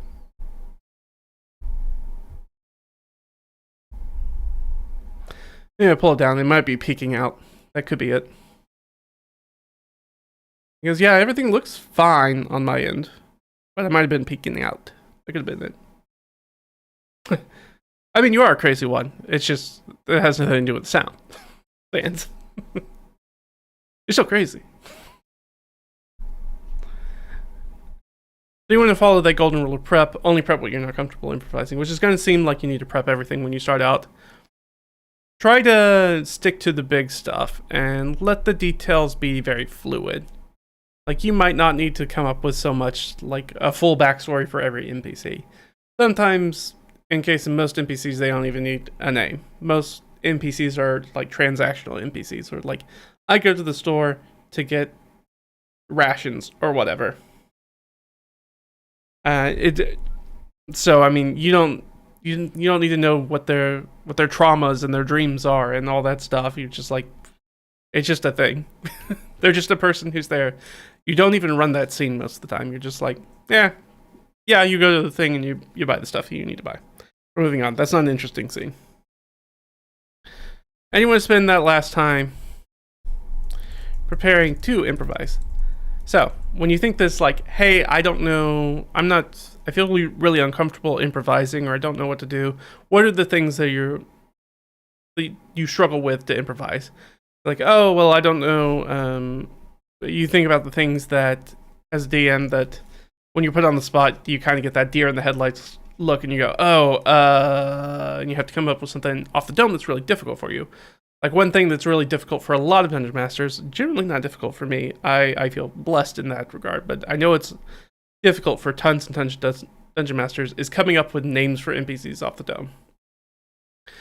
When somebody's like, okay, NPC, what's your name? And you go, I don't know. I didn't make up a name for this random shopkeeper. So a lot of people will keep a list of names that's preparing to improvise. They'd be like, oh, I have a list of names that I can look at when I do that. For me, that's things like the parachute file, which is like, hey, if my players just decide to completely abandon what's going on and they go off the rails, far and wide in the yonder and start walking off into the distance, sometimes I need something to throw down in front of them. That's when I've got this parachute files, like 1 to 3 one-shots to kind of keep in the back pocket, which is like, here are some roughly level appropriate adventures that are like a 5-room dungeon or something like that can be kind of like done in one session. Like, I can throw this down and then they can mess with this and they can have their fun. And then we can try to start maybe steering them back to like what's actually going on in the campaign. So that way they don't ever feel like they are necessarily hitting the invisible walls, video game term, of the prep. You're like, oh, there's always, wherever you go, I will find something to throw something down for you. So that's one of the ones that's useful for me. I like having the dungeon dressing tables that I have, or random encounters if they just screw around and we roll up into a random encounter while they're off in the swamp, and I'll be like, okay, here are what you come across. They're not always combat encounters. There's like NPCs they talk to, or exploration kind of things that they find, maybe some place that they need to traverse, or maybe they get lost, or there's other things that happen to them. It's not just always combat. DMing sounds like a job. It is a labor of love. It depends. I think for people who become very, very successful at being dungeon masters, game masters, is you have to figure out how to like prep, because you're going to do it a lot. So you need to figure out what you like about it and focus in on those parts. So for me, I like the world building stuff. So from my aspect, it's like, this is a cool way that I get to engage in the game of D&D in a way that nobody who's ever just a player ever gets to do that. They don't get to make the NPCs or understands what's going on with them, or build the towns or the dungeons and stuff like that. They get to all explore those stuff, and there's lots of stuff that goes unseen. I'm okay with that as a dungeon master. Lots of people are like, that's wasted prep. I'm okay with that as a dungeon master because that's juice for me. It's like, that feeds my creativity. Like, that's the stuff I like. You love calling for bloodshed during a solo campaign. Well, yeah. Yeah, you do. Bloodshed. Blood for the blood gods. Bones for the bone throne. As far as you saw about it, it's a side job. It can be. Like I said, coming up with all the stuff, and we'll hop back over and start talking about that stuff. And we'll finish up on some of the stuff. We still have a little bit more to talk about here. And we'll just do that. Prepare to improvise. Let me finish this out, and then I got some other just sort of like random tips that we'll come back and talk about. So, NPCs, random encounters, parachute file, pocket contents, loot. Like little charts of loot that's just like random stuff they can pick up that's not generally worth a whole bunch of value, but somebody's going to die and they're going to be like, what's in that person's pocket? I try to loot that body. It gives you something to have. I like that aspect. They're like, oh, these people probably have something in their pockets. Wilderness, dressing, etc. All then. And then we'll have down here, we'll have some basic just like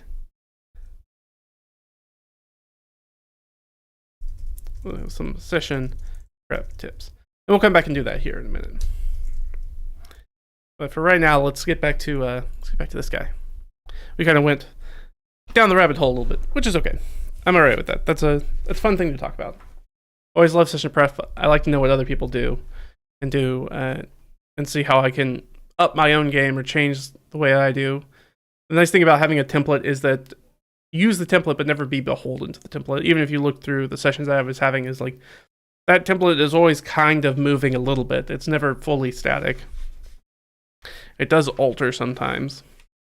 And over the 30 plus sessions I've run of this campaign, it's altered quite a bit. That's what I do. Alright, so we have our broken causeway. That was number 1. Do we do our Alt-Shift-5? We did not do our Alt-Shift-5. So we got this. So our unkillable challenges first. It's one of the important things to remember about a 5-room dungeon is that generally they come in this order, which is Guardian, Unkillable Challenge, Setback or Trick, Climax, or Reward, Revelation, or Plot Twist.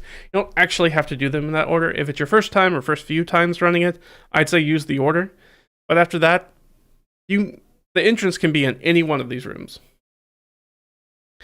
You can end it, you can start it by them literally walking into the reward room and be like, oh, you found the Skyrim style like back entrance to the dungeon, and you're just like, I just went straight to the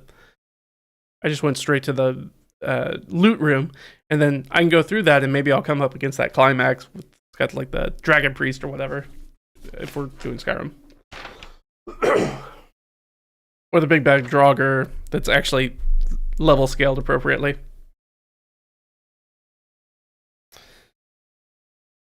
All right, let's go down to number 2. So I knew in number 2, like, all right, at this point, it's like, I know there are some other things that need to be in here, even though I don't think I put that under constraints today. I should have added that.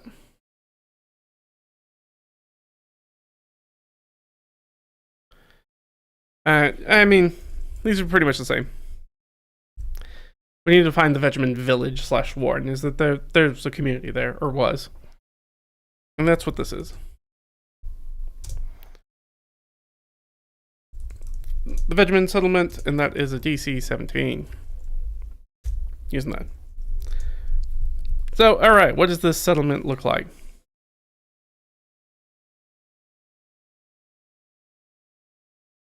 So, I want it to be like the boardwalk continues past settlement and out of sight.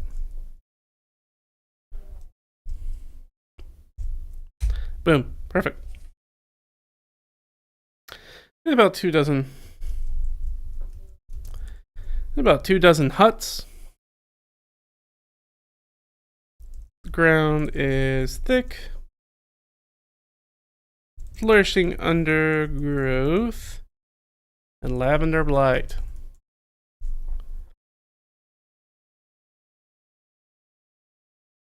You'll start to see stuff that I've started to pull in from those 3 lists. Skin is half mud.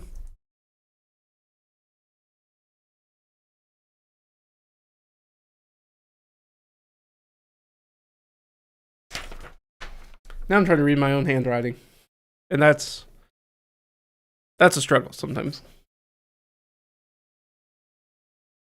Especially once I start getting tired. Start to scribble stuff pretty badly.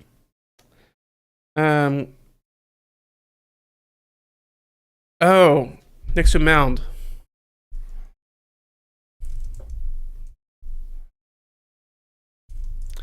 That's what I couldn't read. Mass grave.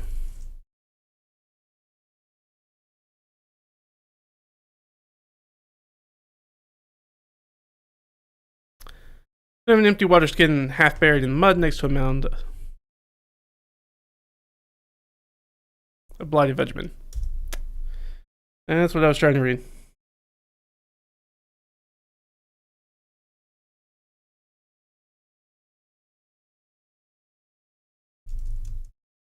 A collection of rooks. This we're going to be unblighted. Grow at the interlopers. That's an important one.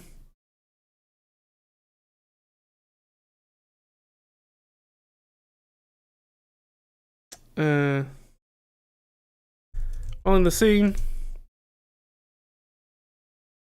So one of the ways I might do this is that I might, for myself, be like, this is an interrupt. I might just bold this. Be like, so I give them that stuff, and they start to look around this area in this scene, trying to figure out what's going on here. Interrupt. Blighted Vegeman. Crash through the underbrush.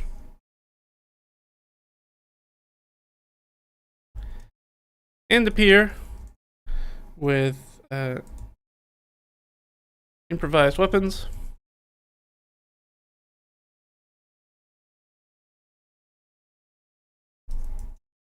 They pass into a dugout.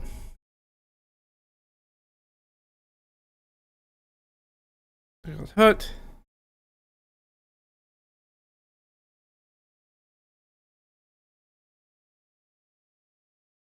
And move through a wicker screen to enter the Warren passages.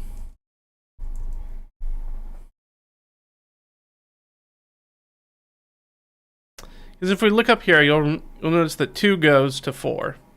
So that's going to be the split from 2 to 4. Is like if they decide to jump in the hut and they follow them through that Warren.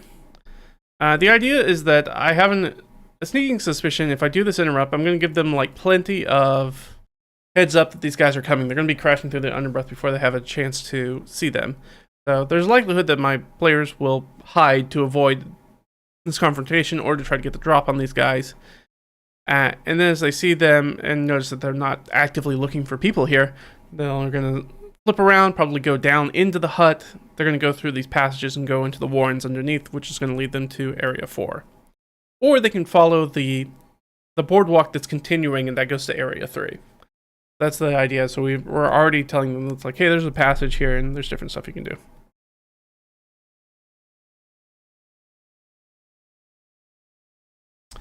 And then there's some loot here. So they can fight those guys or they cannot fight those guys. It's up to them. I don't care either way. One of the things that I found very useful to do as a dungeon master or game master is try not to be like, this will be a combat encounter, unless they're actively hostile against the people. But there's a chance that they will hide from them and just try to stay away from them. There's a chance they might come out and try to talk to them, or there's a chance that they might just kill them. I don't know. Players are weird. They could do all 3 of those things.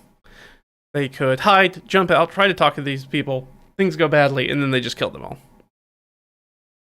Stuff like that happens all the time when you run D&D, and you're like, okay, well, we did all the possibilities until we got to the final solution of violence, apparently, which is the one we decided to go with. So under loot, what do we get? We get some dried fish. They find a large fetish. See if I can read my own handwriting. Large fetish of stone. Looks similar to markings on the totem.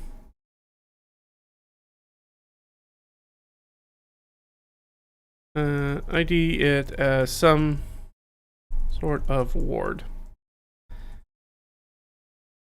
And the check we'll put against that. Ooh, what would be the check for that? I'd take either an Arcana or a Religion there. Doesn't really matter. Actually, in my prep, usually I wouldn't say there. I'd probably just say check. I like to leave it nice and open, so that way they can pitch me on stuff that they want to use. If they have a particular tool set or a particular skill they think is applicable, and they can pitch me on a reason why they convince me that it should be an application here, I'll let them roll it. And I'll be like, nope, you can only roll investigation. No, you can roll lots of different stuff. You just have to convince me on how that is useful for trying to identify this thing. And I think that's all that's there, right? No. There's pungent medicinal salve. Awesome place.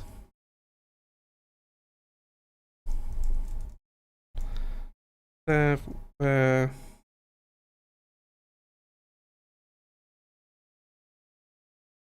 accompanying notes in there that's going to help find the treatment. So this is actually probably the most useful thing that's going to be in this entire area. It's like, hey, if you guys grab this thing and take it back, this will help you find a treatment for these people, which will help you deal with the blight. So even though it doesn't represent a lot of monetary value, it is probably the most useful thing that you guys can find in this 5-room dungeon. The problem is that they can't read it because it's written in Vegemin. And the one person who has speak with plants or comprehend languages, actually, I don't think anybody in the party has comprehend languages, which is difficult. And language tends to be a bigger part of my game, so it's like you guys can't talk to them, and you don't know what they're saying, and you come across writing consistently that you don't know how to read. But the one person who can read Giant is also not here, which would have been helpful, but there's a good reason why that person's not here. Why that person decided to stay behind. And they've got one of the things. Yeah, that was it.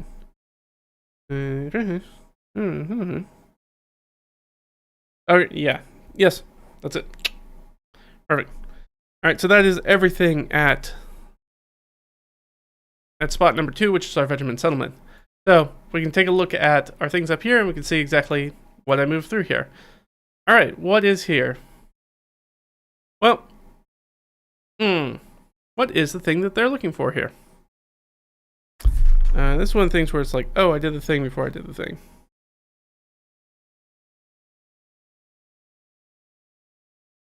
Yeah.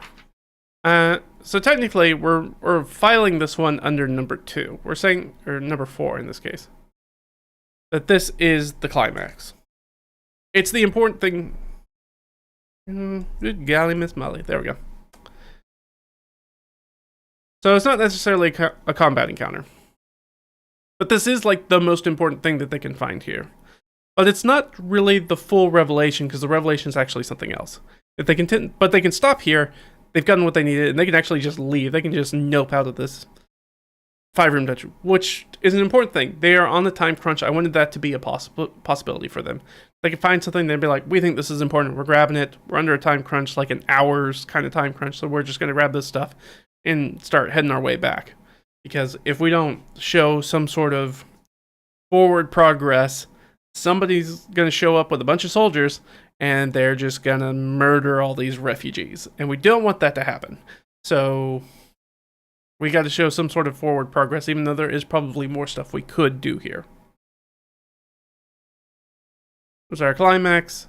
We've got our room DC that we set. So that was 17. That's the big one. It's going to be very difficult for them to find some of this stuff. Alt-Shift 5. And then the first one was 10. Done. So we had this. We had the empty water skin. That's going to draw their attention over to that mound. If they spend any time with the mound, they will understand this will be a mound very similar to the one that they have seen before, which is that this is a mass grave of some of those blighted people, and they're like, well, we should definitely not uncover that. If they potentially screw up a check, which the DC with that would be extremely low. This would be one of the things where it's like, it's not a DC 17 or 14, it's just like, you have to fundamentally roll like under a 5 to understand and be like, hey, we should open this up, because it's such common sense for them. Actually, it wouldn't even be a roll. They know not to mess around with the corpses because the spores are airborne and can make them sick if they uncover all this stuff. So we definitely said that there was undergrowth there because that's what the guys are going to be crashing through. So we made that important. And then we have our stuff down here. So what do we do? So this one, we're using find or lose the path. So they find the path into the Warrens. There's a chance for them to find it. And because there's a chance that they would not find that, unlikely, but I was like, now we can have people actively just show them where it is. Very easy. And so we have our constraints. Have we done anything of that? So we touched on this one a little bit. So Amina is a Saurian in my world, which I just take all the reptile type of people like lizardfolk and dragonborn, and they're all just like, you guys are all one ancestry. You're just different flavors of the same thing. So we have a dragonborn in our party, and they have the NPC with them who is a lizardfolk. So both of them are Saurians. She has been here already for multiple days and has not been sick. And she has not been having any face coverings or anything like that. And so now we're starting to tap into that when we're showing the rooks that are unblighted. Hey, look, these birds are unblighted. Now, as we know, lizards and birds are relatively close as far as like their DNA. They're quite close, cousins of each other.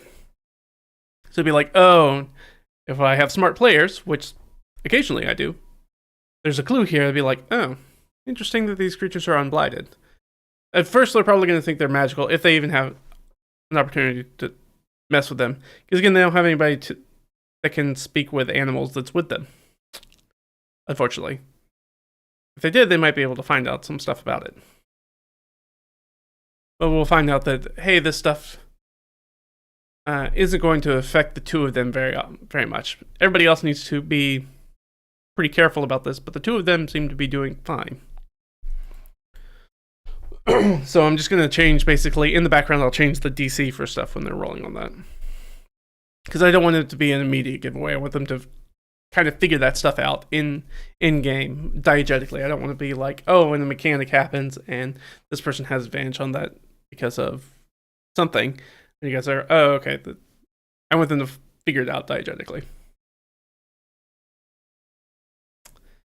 And we also hit this one. Right on the head. So Swain is going to find those warrens. And we know that the giants are involved. We're going to find out more about that in addition to that as we go through some of these, but we already know that giants are involved. They find this totem, this ward, this fetish that is giant related as well.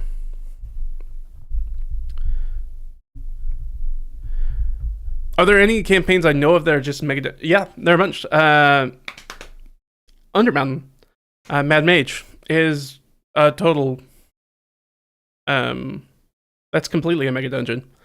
It's like a full 1 to 20 mega dungeon. I think it's 1 to 20, or it's 1 to maybe 17. It's a huge mega dungeon. There are tons of mega dungeons. There's probably the most famous is Rappan Athuk. That one's RAPPAN space THUK. I think Rappan Athuk, which is a very famous one as well. So, but yeah, there are a number of them. There are a lot of mega dungeons out there. Mega dungeons are a very specific style of play, so you really got to make sure that your people are up for that. If you have a lot of people who like to do a lot of RP and stuff like that, they don't generally enjoy mega dungeons very much. But if you have people who like to focus primarily on combat and kicking down doors, and even exploration-based players who like to figure out tricks and traps and understand the world and stuff like that, they generally do okay in mega dungeons too.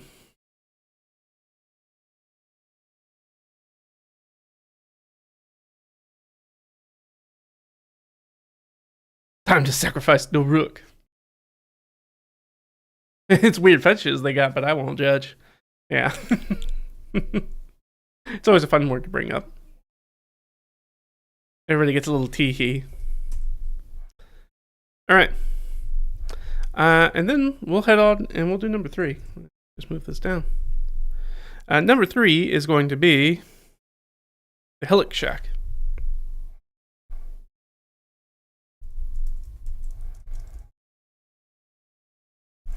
And the DC for that is 12. This is a good opportunity. I need to take a quick break and refill up on some stuff, but you guys hang around. We'll be back and mess around with this some more. Knock this out, and then we'll do the other tips, and that'll probably be enough for today. I mean, we're already at 2 hours, but you guys hold on. We'll be back in just a minute, all right?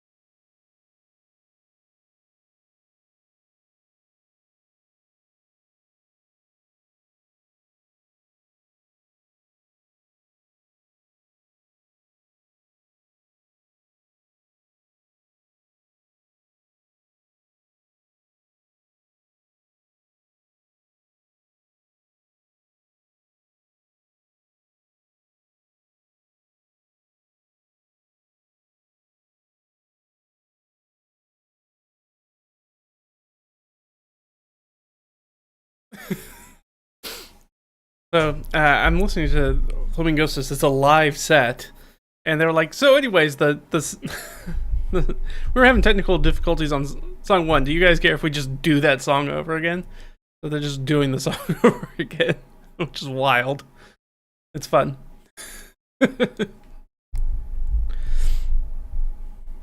Cool background. Thank you.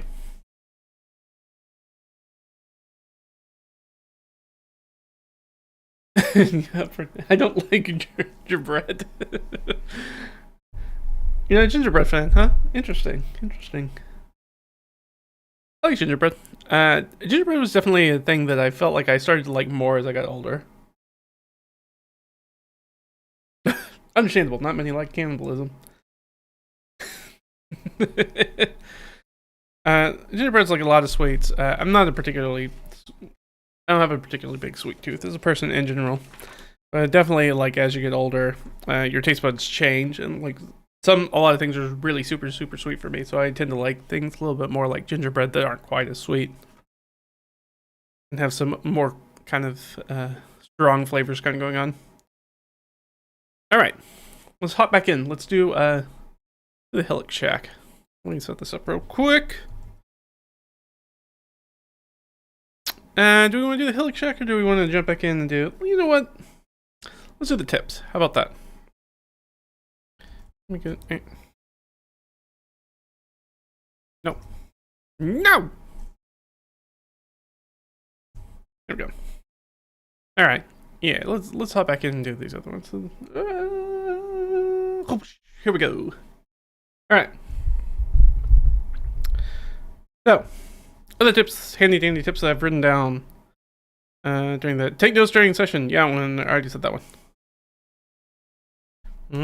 Yeah. This one's super useful. So if this is not a thing that you're doing already, you should consider doing it. Goodness gracious. I'm typing here. Come on. You want to occasionally, you don't have to do it all the time. The important thing is to do the prep, not think about the prep. But occasionally you want to review your prep. Review your old prep. What did or didn't work. Things you used and things you didn't. So that way you can do a little cutting. Be like, okay, I keep prepping, this table of random encounters, and I've been doing that for like 5 sessions, and they haven't come up. So I'm like, okay, maybe I don't need to do that for every single session. Maybe I just need a more generic wandering monster table for the area, and that will suffice. And so I'm only doing it, once every handful of sessions, or whenever they move to an area that's new, or they, level up or something to make sure that that table continues to be useful for them. So I'm not making a new table like every single time I'm doing session prep, doing stuff like that. I changed like some of my stuff. Like in the beginning, I was making like these full padded out NPCs, and I just wasn't using them very often. I think I still have I basically get to the point where it's like I made 5 of them, and then I was like, I just keep using those 5 until I use one of them, and then I just make a new one to fill in that slot. So that's a lot easier than making up like new NPCs every single time. Like just make it super easy. So you do want to so you want to adjust. And adjust. Because again, the idea is that we want to get to a place. So we're only creating prep work that we actually use. It's one of those things where also when you're in a situation where like, I don't know, I feel like I have to prep everything. Eventually, regardless of how much you think you've prepped and how much of everything you've prepped, you're going to come to a point in which you're going to have to improvise something. It's probably going to happen literally in the first session that you DM. And will happen most of the sessions thereafter. You cannot get away from improvisation. It's just going to happen. There are other people at the table, their brains work differently, and they are intended on other things. So you're going to have to pull some stuff out of your butt on the regular. And as you get more comfortable with that and things that you're like, oh man, I really wish I had had something for that moment, you go, okay, well, I'm going to start prepping stuff for that. That prep to improvise aspect. And then there's going to be other stuff and be like, yeah, I made that up on the spot and wasn't a big deal. And it all seemed to go over pretty well. So maybe that's a thing I don't have to worry about in my particular brand of prep. Maybe I'm okay making that stuff up on the spot. So trying to learn who you are as a dungeon master. That's what that's about. Yeah, which really leads into this one. We say it in all caps because we're screaming it at you. Relax! Just relax! It'll be fine. I promise. It's going to be fine. Yeah, like every DM screws up. On a regular basis, including me. I screw stuff up all the time. The thing is to like not get bogged down in it. Be like, okay, it's a thing. Whatever possible. Just roll with the punches. If you misspoke about something, or you're like, oh, this person was supposed to be in a different area, or whatever it is, it's just keep it how it is. Save the occasional retcon for when you really need it. That's when you really screw up something big and you're like, oh, actually something that I just screwed up is going to totally screw up like the rest of this session or the rest of this adventure. So that I do have to walk back, guys. I screwed this up. I read something wrong. This monster is not here. Or, oh, you went through this room. You were supposed to find this clue. Sorry, this was in this room. I forgot to give it to you. That's my fault. Do it, retcon it, move on from there. One of these days I'll play D&D. Yeah. You'll get to it. If you want to do it, you'll find out a way to do it.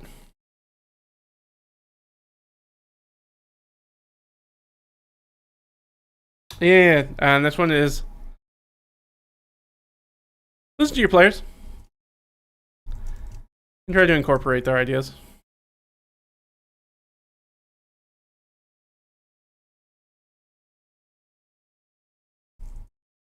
A good example of that is in the prep that we were just doing, in the prep we're currently doing. Like, hey, I've got one player who's looking for these warrens, for these underground areas. Again, that was kind of a one-off thing. It's just kind of something that I threw against the wall. I wasn't really expecting it to be a thing.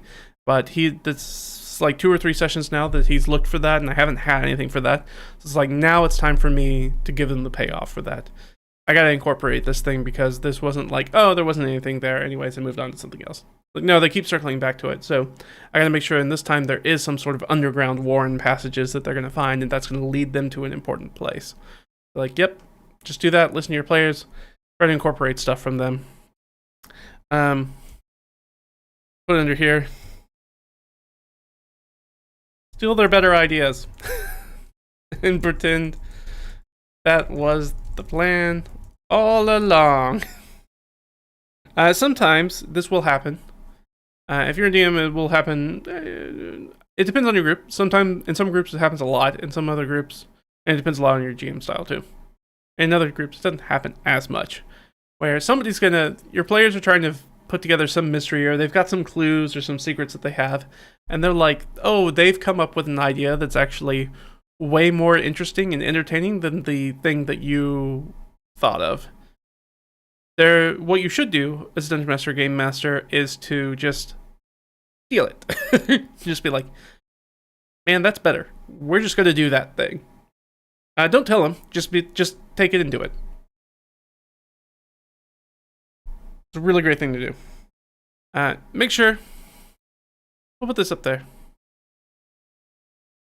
This actually should go up here. Ask for feedback. If you want to become a better Dungeon Master or Game Master, ask for feedback consistently. I try to ask for feedback at the end of each session. And don't get discouraged. Like, I don't know, like, most of the time, you won't get any feedback. Anything tangible. Anything like, or not tangible, actionable. they're not going to give you anything actionable. They'll be like, oh, I really enjoyed the session, or oh, I didn't like how I got crit on 3 times, or something like that. And you're like, okay, that's not helpful. But sometimes it is, you want very specific things that you can actually change about the way you do your prep. Action that. Implement with judicious use of salt. You know how we say take things with a pinch of salt? It's like take their advice with a pretty good judicious use of salt. Because people are really bad at knowing what they want.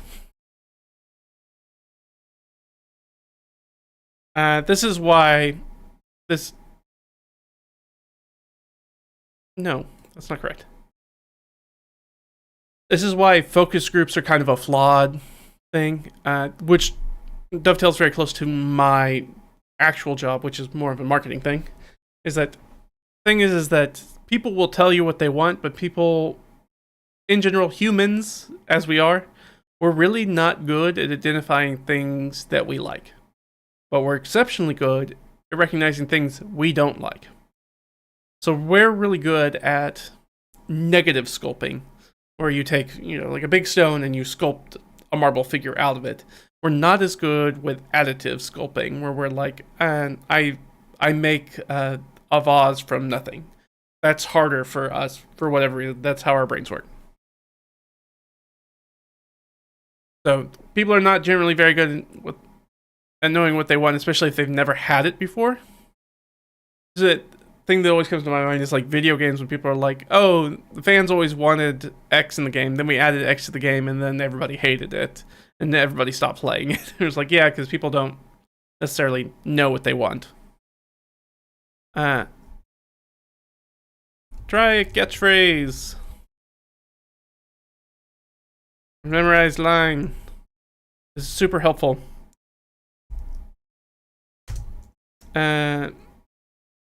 I use questions, comments, concerns,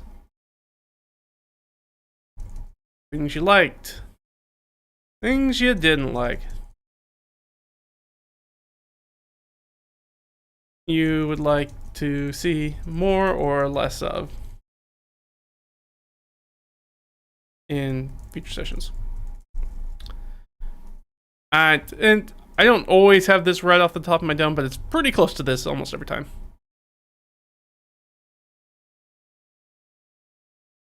Yeah, you go questions, comments, concerns, things you liked, things you didn't like, what you'd want to see more or less of in the future sessions.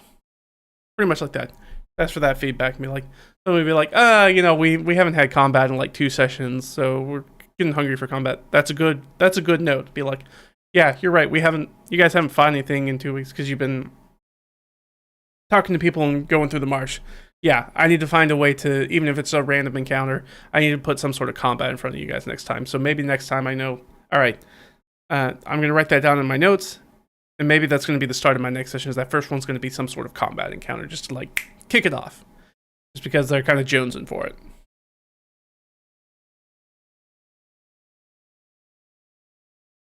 They keep randomly getting more XP. I'm not against it, but I still never noticed it at first. But the question, when will I level up? I have more than 600 XP in total, and I'm sure I'm still a level 1 magic user. D&D 5e is 1,000 XP. Get to level 2, I think. There's a chart.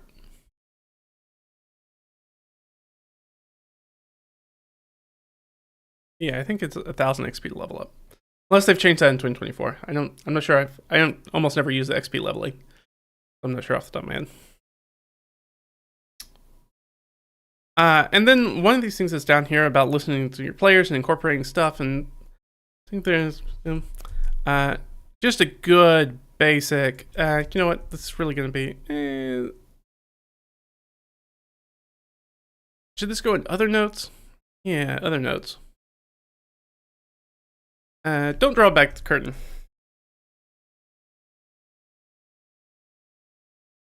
The curtain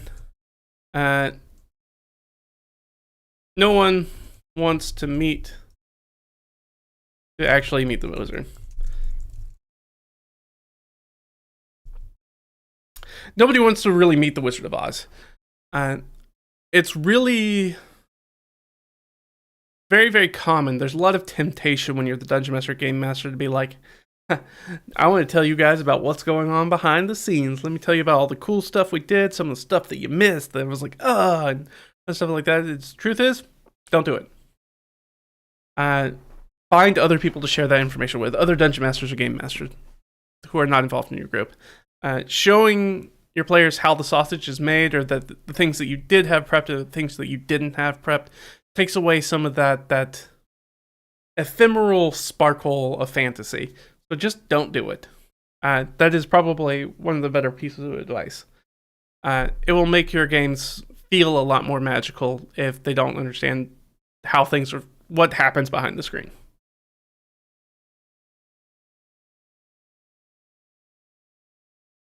So that's my advice.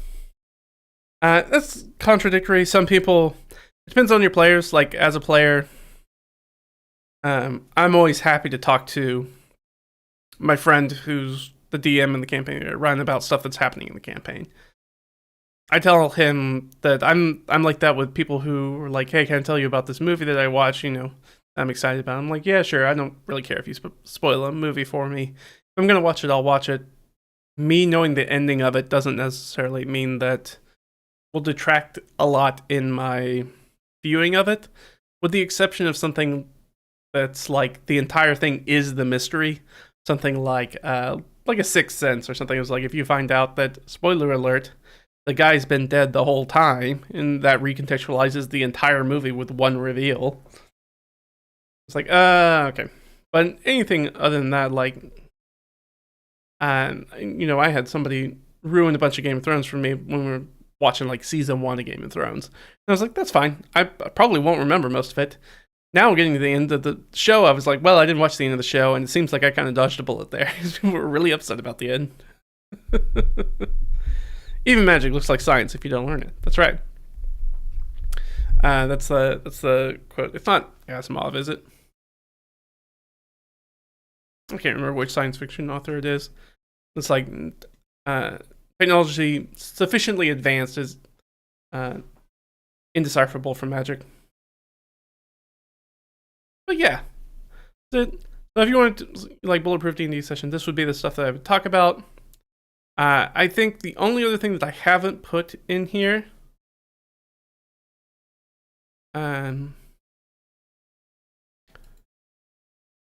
is to, we'll just add it in, because I don't think I put it anywhere. It's to chunk your prep. And try to do prep in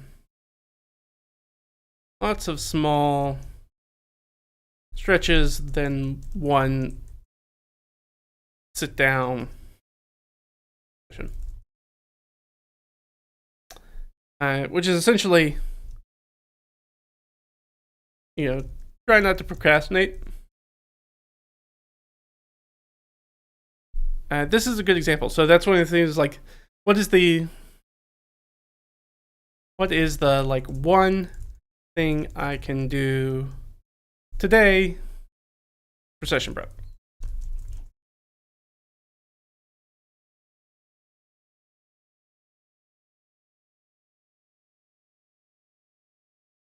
It'd be like, oftentimes for me, that's the session recap. That's how it starts out. It'd be like, I get home from the end of my session, I'm like, I'm really tired. It's like, but the one thing I can do is I can write the session prep notes, because I need to do that while it's still fresh on my mind. So most of the time, I'd say 80-90% of the time, I write it when I get home, even though it's late at night. Otherwise, I generally write it the next morning, whenever I get a chance. But I want to do it while it's fresh on my mind, because I know if I'm waiting on that prep and I wait till the middle of the week, I've forgotten little tidbits of that session that might be important.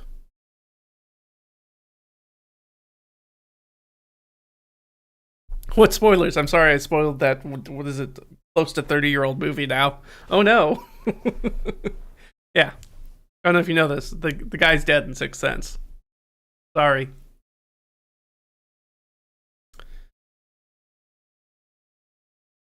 Guess what? Norman Bates' mother isn't alive in Psycho either. Sorry, he's the killer. Sorry if that's a spoiler for a black and white movie.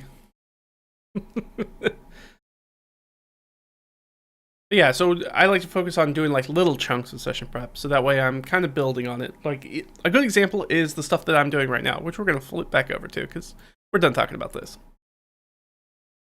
Get over here.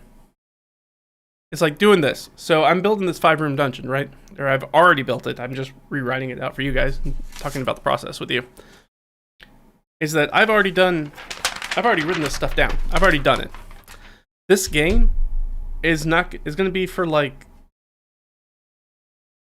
3 weeks from now, 2 weeks from now, because we're not playing today. So it'll still be my friend's game will go 2, and then I'll start. So, you know, I've got a 2+ week lead on this, and I'm just like, yeah, man, I'm gonna sit down and do it. You got to find your fun in the prep. I should add that one. Yeah, that's probably a good one down here. You know, figure out how to make it fun.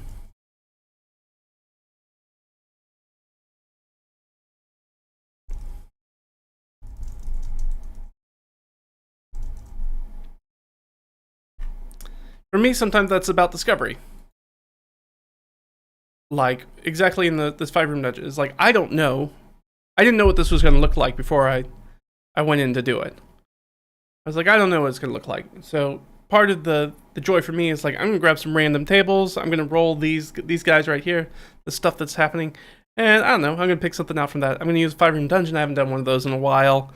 And so it's been a minute. So let's see if it percolates something new in my mind, some new creative juices come out, try to figure out. I've got these constraints. I know these things got these constraints about things that I'm trying to add in the adventure. So it's going to be help to try to like be the glue that holds it all together. So it feels mechanically sound. If you can figure out how to make it fun for yourself, it won't seem like a bunch of work.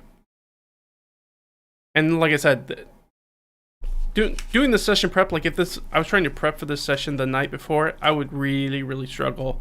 Because I've got 2 different people in 2 different places, adventure locations that I have to make stuff for. And I would be in trouble. I would pull back on the scope, probably, is what I would do. It'd be like, instead of doing like a 5-room thing, this is going to be like a 3-room thing, and they're each going to have like a 3-room thing, like a 3-scene little thing, and that's it.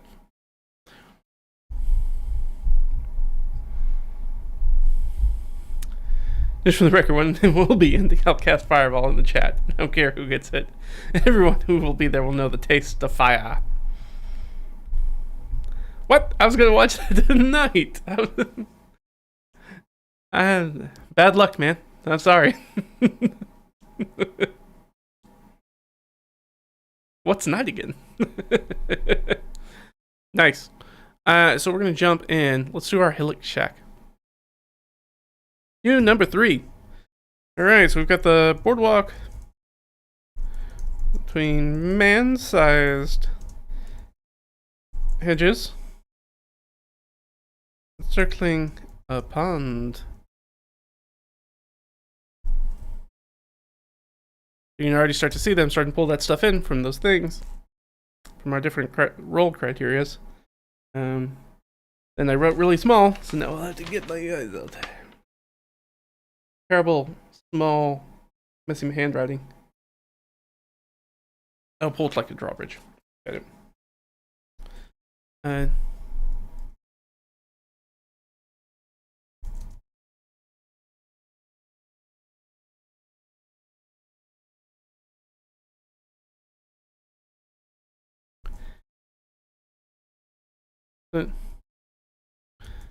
Boardwalk pulled back to the hill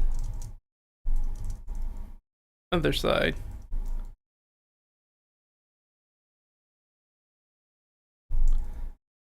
Right, I gotta change some of the music stuff.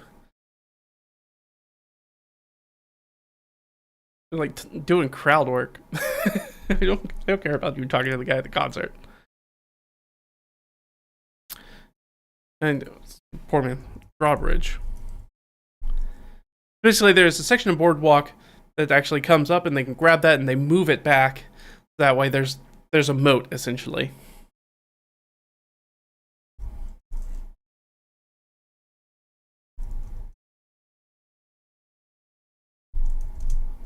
So the pond center is dominated by a lone hillock.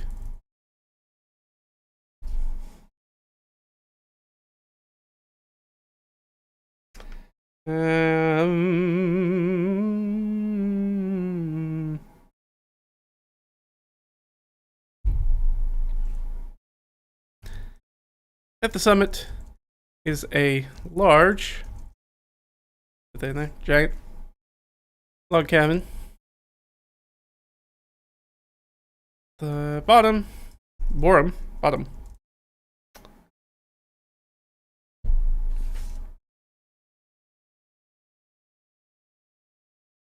flourished with the dressed stonework, skilled masonry.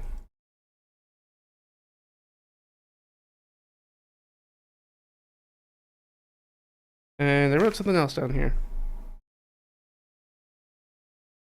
Ah, yeah. As the party draws close, ambient forest sounds abate. Done.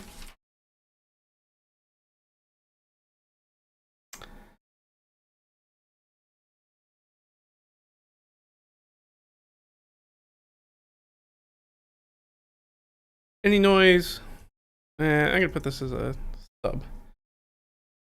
Any noise created PCs rouses Lasha.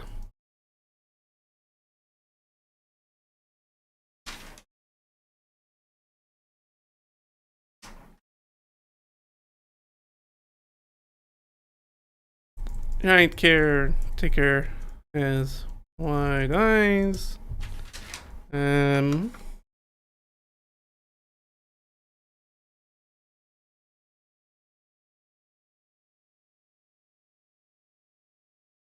The bloodstone adorns her.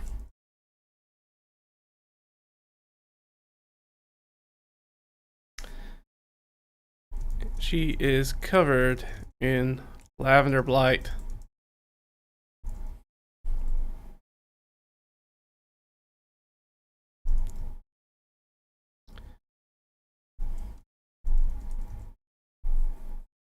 And we'll put image.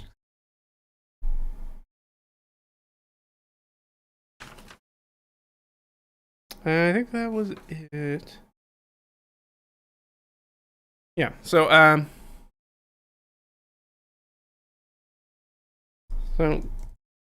Lasha represents a deadly encounter.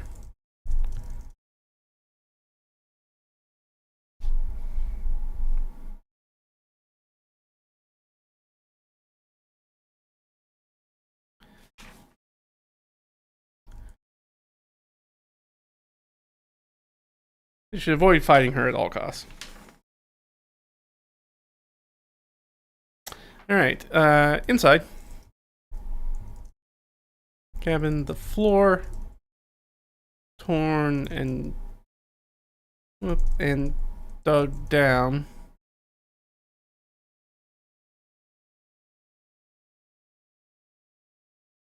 To reveal intrusion to the Vegeman Orn.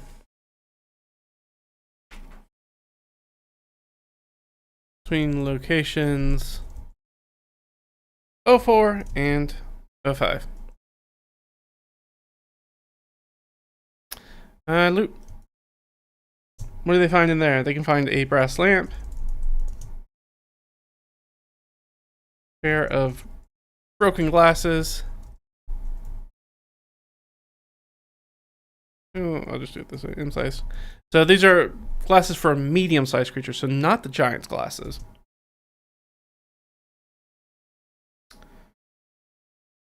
Find a arc of rice.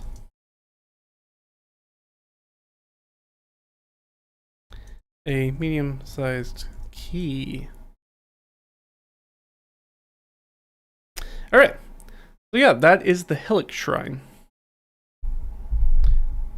Poor soul guts. By the boardwalk, and everybody who lands there will have to pay me money. Big money.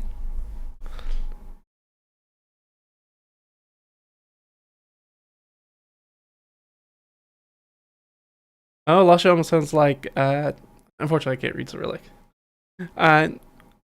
Basically means failing if you're, oh yeah, that is nice. So that's a very appropriate name. It just kind of came to me while I was thinking about Lusha. But yeah, no, I like it. She is failed, so that makes total sense. It also means that her etymology is quite close, even though it was just something I pulled out of my butt. Good to know. I'm on the ball. Even if it's on accident.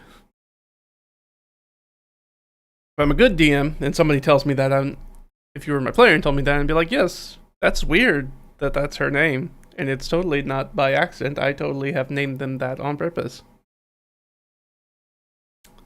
So yeah, this hillock shack. So the boardwalk leads up to a break between man-sized hedges that encircle a pond. So we can go up here and be like, okay, which of the things did we use? So we have this solitary hut with the wetland ambient noises. Well, we use that. Oh. Hey, there are the hedges. We use that. You notice I added man-sized hedges because I wanted the hedges to be large enough that they could actually hide from Lasha around. So I wanted to make them large enough that they could do that.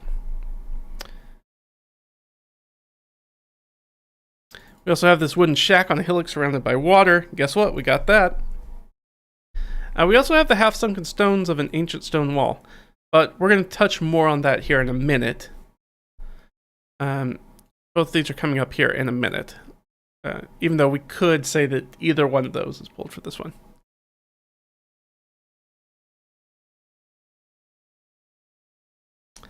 And we guess what? We added... Don't do that. We added our relation to the Earthstone. That's the Bloodstone, by the way.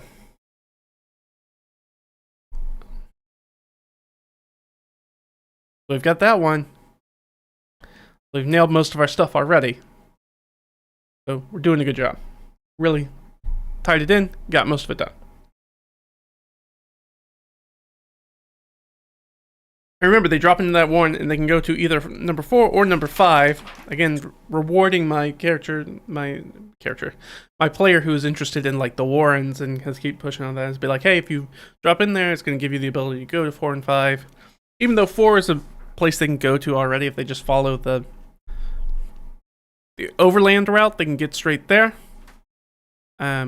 This is going to be our guardian. Lasha is our guardian. Lasha is also in the Seth Skorkowski idea of creating a heist. Because again, I don't want them to spend a bunch of time here. So I want Lasha to represent a threat that's like, as soon as she's activated, you're now playing hide and seek from her. Like, she's going to start looking for you. And she's clearly off her rocker. She's gone a little crazy. Because she is not only infected with the Lavender Blight, which makes people quite mad, she also has the Bloodstone amulet. It's a ring. It's Bloodstone. I believe the Bloodstone is the ring. I tell you what, I could figure that out real quick. Go back here. Go back to the session, Brad.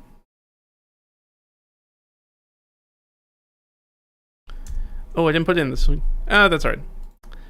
I'm pretty sure it's a ring. I'm pretty sure that's one's the ring. I have to go look it up. I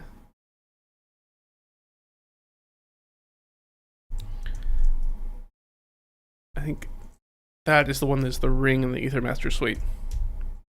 So a thing that works in this particular campaign that I'm running in this campaign world is that things of potent magical power have a radiation style effect on them. If people spend a lot of time around them, like normal people spend a lot of time around them, the more potent the thing is, the sicker they tend to get. It's like radiation poisoning. They get really sick being around magic items. They've seen this happen with some low-level magic items already around just like regular folks. One of the things that reasons like adventurers exist in this world is that adventurers seem to be whatever makes up their composition, whatever their genetic trait is, or whatever is going on with them. They seem to be almost fully resilient to these magic items. So while something like this Bloodstone ring is driving Lasha, probably will kill Lasha if the blight doesn't get her first. So she's got two things that are like actively killing her and making her just straight up crazy and mad and rage filled. But it also means like one of the ways that the world functions is that monsters are often very much drawn to the magic. It calls to them. And the idea, giving the idea that like maybe monstrosities happen, maybe aberrations happen, creatures of different things happen because that chaos that's infused in magic items that's turned into these tangible objects that they can actually have on and like feed off of that.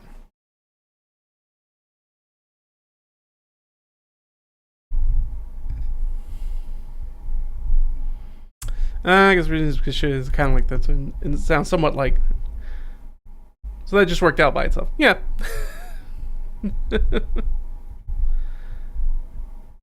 Yeah, radioactive magic. Yeah, we already have biological weapons out of that. Yes, immediately one of my players was like, interesting. I'm playing an artificer, so you're basically saying that I can make people like really, really sick very easily by throwing magic at them. It's like, it takes time. Like if you hit them with something, they don't just die immediately. Like they'll get sick and die. But yeah, not immediately, but it does take some time. But yeah, they did have an uncommon item that was with somebody. They had an NPC with them who's just like a low-level person, and they got sick within like a day or so. That they were like vomiting in the bushes. But it also means like if people find out that you have a bunch of like potent magical items in town that are like unprotected, there are ways to protect them in the universe. The most common way is using something that's called a cricket box. Cricket is the name of the person who invented it in the world.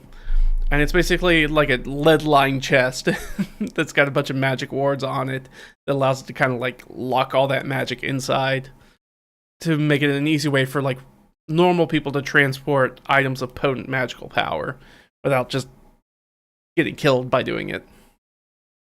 So they have ways to manage it. So there are ways to get around it, but if people find out that you have a bunch of magic items that are potent magic items out and about while you're like in town, people are gonna be upset with you. They're gonna come after you like hard because you're basically killing people. What are my players' classes? Right now we have an artificer, we have a fighter, we have a cleric, and we have a. Why do I feel like I'm missing somebody? No, I'm thinking of Sniz. We used to have Sniz in the party. We used to have a druid in the party, but that player has left just because they got busy with stuff outside. And they're maybe coming back to play in our other campaign that we do, which will be cool. But doesn't really have the time commitment to do this campaign. And then we had Severin, who was a rogue. Severin died, unfortunately. Or is technically maybe a troll now. Yeah, it's a long story. But now that player's new character is Ash, who is a druid. So we have a druid, an artificer, a cleric, and a fighter. We got no rogues.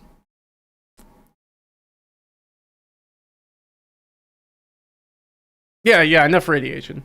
It's not full one-to-one with radiation, though. The idea is like, hey, if...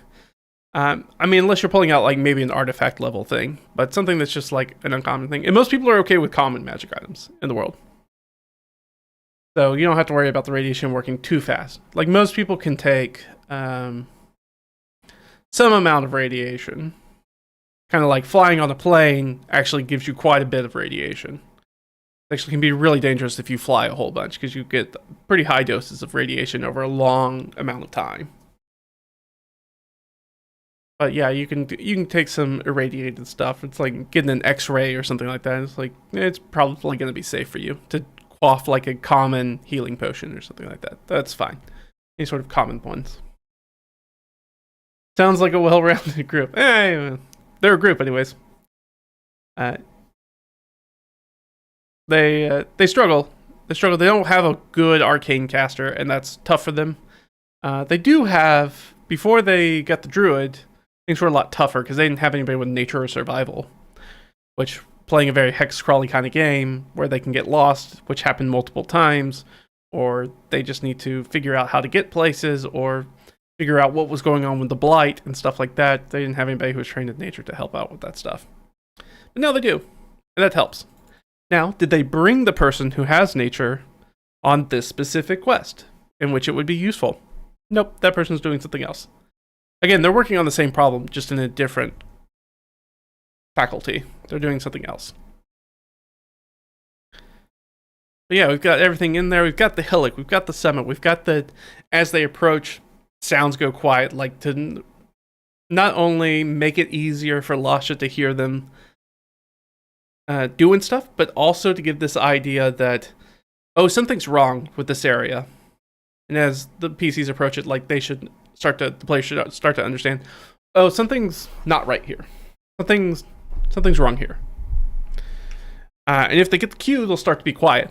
If they don't get the cue, they'll make a bunch of noise and Lasha will come out. Lasha doesn't need the bridge to get across. She's a giant. So she'll just hop over there and take them out. I guess we can figure out what kind of thing Lasha is. But Lasha, going back to the Seth Skorkowski thing, represents, in his heist video, he talks about the dragon, which is the idea is like there is a creature that's so big and bad that's going to show up here that you're not supposed to fight this thing. Like, this thing showing up is a bad day for you. You really, really don't want to mess with this thing. Lasha represents that. Let's get a giant real quick, because I'll need to know something. Let's do a filter. Let's get us a giant. Gigante. We'll do them by CR. We want something low, which is, we've got a lot more low-level giants than we used to, which is nice. This is going to be somebody, I think this is like an APL 2, but I think I'm going to drop somebody in here. What does this Blood Fray giant do?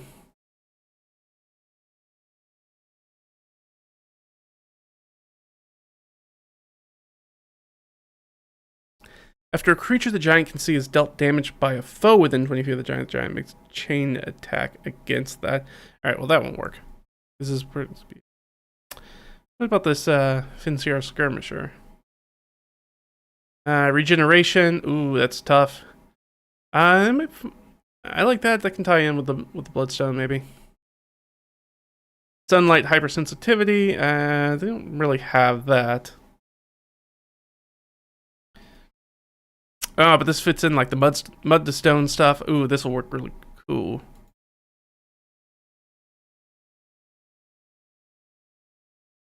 Just dexterity saving throw or take 3d8 bludgeoning damage and have the restrain condition. Oh, as the mud begins to turn to stone. Yes. This all works. This is all feeling. It's all coming into alignment.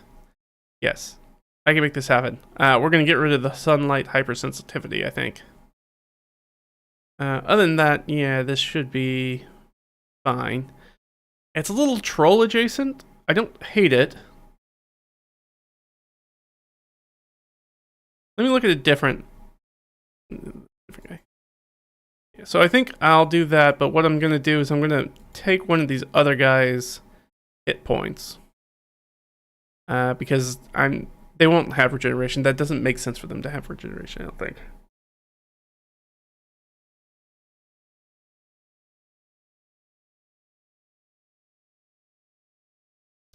You're talking about like EMP, and radiation is one of them. So theoretically speaking, magic grenade infused with magic, basically a miniature atomic bomb. Yeah. Yeah. Again, I don't want to make it 1-to-1 and get into the argument of being like D&D is not trying to model it's not a physics engine. It's not trying to model the real world. And it's hard to model magic. Just saying something is like radiation doesn't mean that it works like radiation does. Just in this aspect, in the way that it can really screw with people, it works like that. Magic, physical, healing, and ... What does an artificer count as? Yeah, I mean, an artificer is... They're technically like a controller type, so I mean, they're a half caster with a lot. They're really more of an outside of combat utility. They're a support character is what they are. They're a support character. They're a support class. They focus on buffs and debuffs mainly. They tend to be actually more useful outside of combat than in combat. And me having said that, as in the last campaign I ran with the same group that I'm running for right now, I played an artificer, and it was like, they're fine. They have some different flavors depending on what type of archetype you take. You can do things that are like, I think mine took the alchemist one. So he was like tossing out healing potions like crazy, and he had really, really great healing potions that he could like do his infusions every day. It's really good.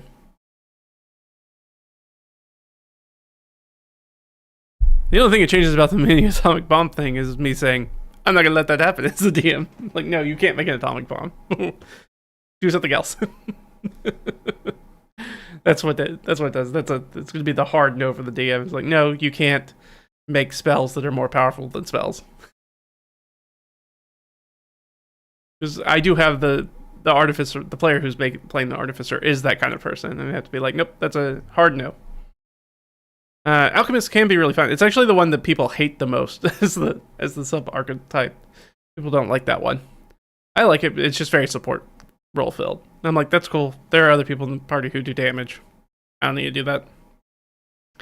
I do other weird stuff. And make magic items. That's what I do. Make temporary magic items. The other one is, there's what? The Battlesmith? And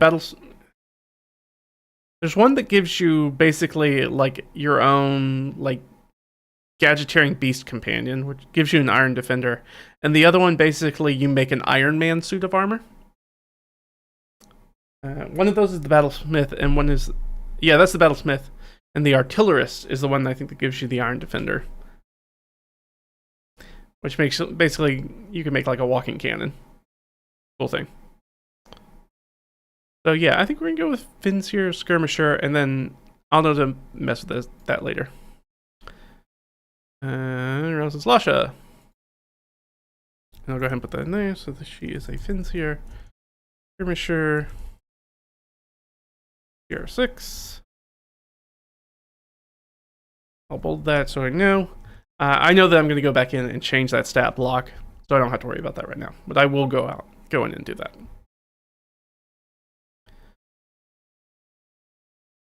Yeah, but she's going to represent, so they are technically a 3rd level party.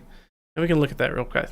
Let's look at that real quick, because I might, just to make sure that that's appropriately devilish enough. There's going to be 3 of them. I know there's not going to be 4 of them, but we always budget for 4 anyways. They're 3rd level. We need something that's, it doesn't really matter what the thing is, we just need it, a CR6. Okay. We're looking at the hag. I hate when it does that. I hate that it does that. Oh, what do you know? That's a high, super deadly encounter. Bigger they are, be careful including enemies with CR that's higher than the party's level. Yes, in fact, broaches the tier of adventure they're in. So usually anybody who's adventure tiers levels 1 through 4, you really don't want to throw anything at them that's a CR 5 or higher, because the action economy switches once you hit 5th level and people get extra attack. So it's assumed that they will be fighting characters that go from having essentially 4 attacks in a round of combat to having effectively, 8. So their stuff doubles. So this guy is going to assume, like, if you had a party of 8 3rd level PCs, they could probably, this would be a different encounter. This would be like, oh, sorry.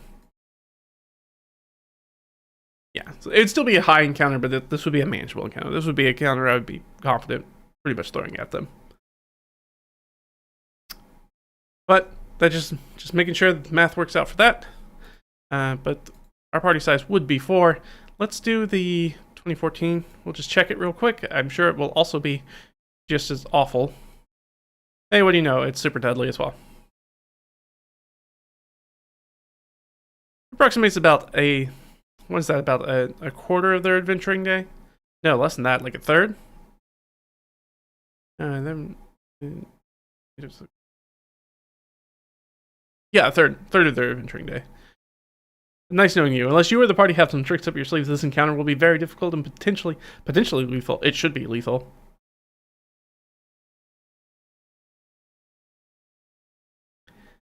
Understandable, then I choose magic infused potions. Yeah.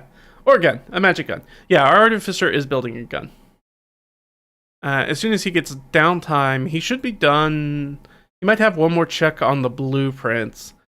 So this is the thing that he has to do. As I was like, the guns are not a mass market thing. You can't just like go to the ye old gun shop and pick up a revolver.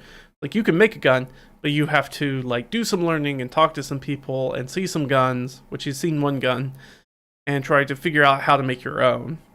And so he's got the blueprints pretty much figured out. I think he needs maybe one more check on the blueprints. After that, then he can fabricate it. But I wanted it to be like, this is the thing that you build up to, because the gun, as somebody who just finished playing an artificer, is like, the guns are pretty powerful in the game. They give you the ability to do a lot of stuff pretty cool, and I'll let them do some shenanigans with the gun if they want to get up to some shenanigans. Though, now that I think about it, maybe I should just hurry up and give it to them. Because I forgot that this player actually is going to be making a geographical move this summer. So here in a few months. And when they do that, they're going to have to leave the campaign, because we play in person. So it would be unfortunate if they did not get the gun before then. So I should probably figure out how to give them the gun before that. Doable guns. Desert Eagles, yeah. One shoots fireball, one that shoots lightning or something like that. Yeah, I'm thinking more like a caster guns from Outlaw Star, where it's like magic spells tied into bullets. So the guns themselves aren't particularly magical, but they give off magical effects when they hit. So having a bullet that kind of works like a necklace of fireballs, where you take like one little ball, be like, oh, you can fashion that into a bullet. And just be like, and then it might even be delayed fireball. I don't know. That's a bridge to cross when I get there. All right, number 4. What is number 4? I think we did everything there, right? I'm pretty sure. We go on to my second sheet, and then we'll be done. So yeah, again, to sit down and like do this when I did it by hand took me maybe 2.5 hours. I think closer to 2, which was me rolling on the table, starting to throw stuff together, and then writing all the stuff out. Now I'm just basically transcribing it, and knowing that I need to do a little bit of extra. But 2 hours of prep for a 4-hour session is kind of the standard that a lot of people look for. Is some people are like, well, you should spend as much time 1-to-1 ratio of prep for 4 hours for a 4-hour session. I'm like, that's a lot of prep. It feels like you might be in the weeds about the stuff that you're prepping. Might be over prepping. I like to be a little bit closer to try to get it to about half as many hours as what we're going to play for. So if we run a 3 to 4 hour session, I really want to only prep for about 1.5 to 2 hours. But that doesn't include stuff like I did here. It's like looking up the monster. It's like, I can do that later. That's not really a huge prep thing.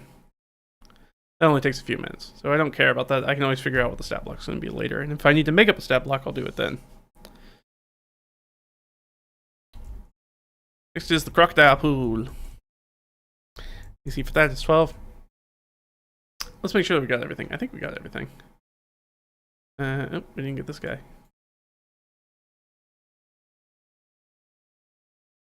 Perfect.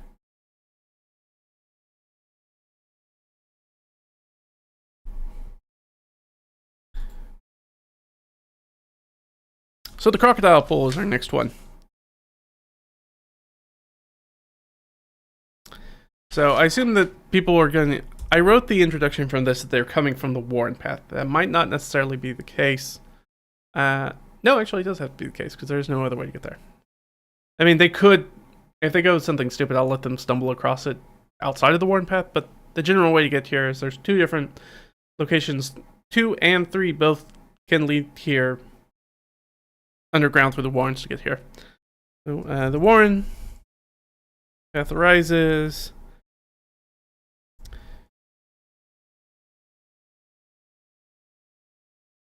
into a structure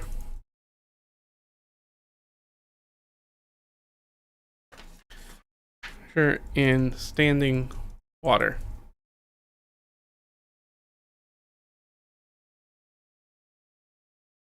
So in the standing water, yeah. So it is structure is a we'll say the wicker structure. Wicker structure is reminiscent of a duck blind or ice fishing shack. So it is this thing that's kind of like set at the edge of this pool that's like down into the water that they're going to kind of pull up into. So they're going to have a hidden way and they'll be able to look out, but it kind of hides them from the spot where they're able to look out at this pool. The idea is that they guys were probably using this to hunt for stuff, or Benjamin were doing probably all sorts of weird stuff in here.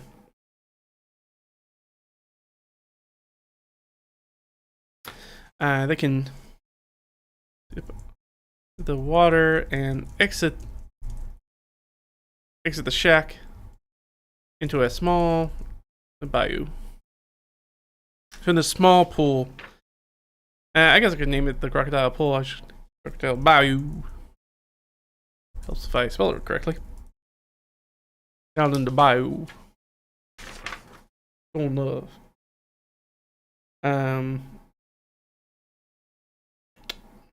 Let's say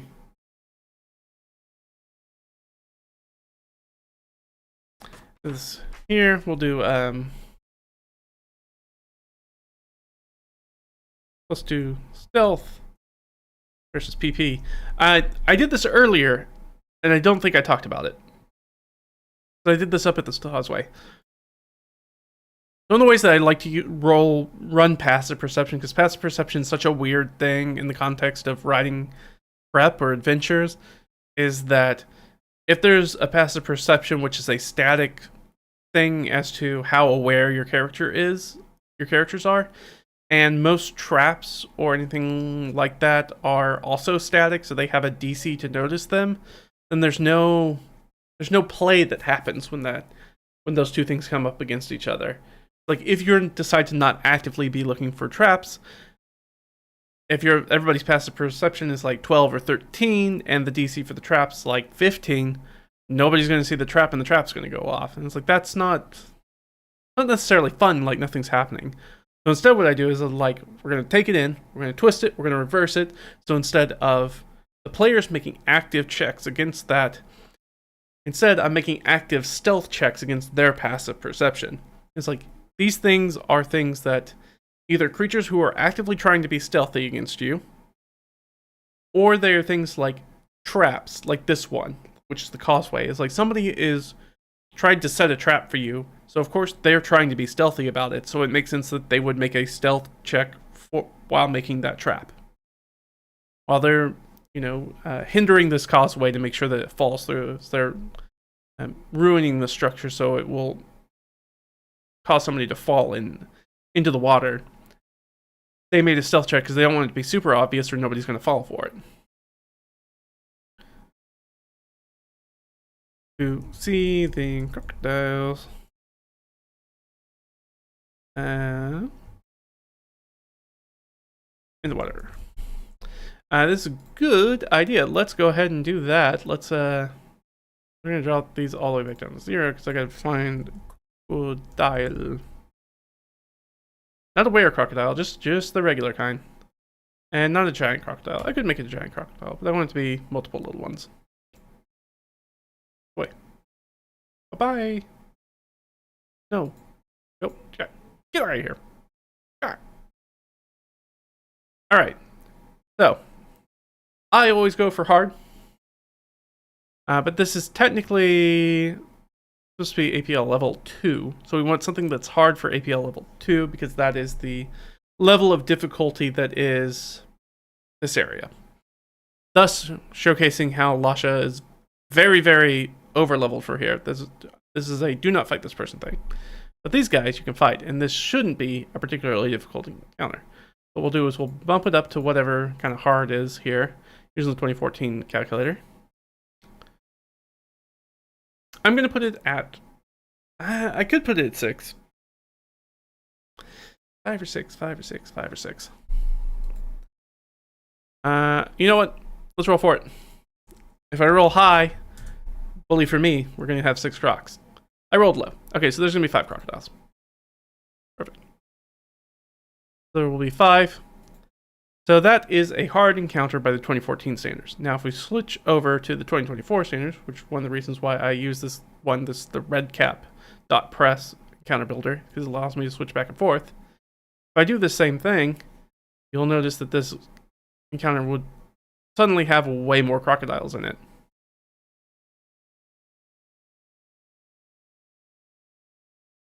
So now we're looking at maybe having like 7 crocodiles in it. That's a pretty significant uptick. It's because 2024, they decided to take out the multiplier for multiple monsters, even though the action economy is really important for balancing encounters in 5e, so it seems like a really stupid reason to take that away.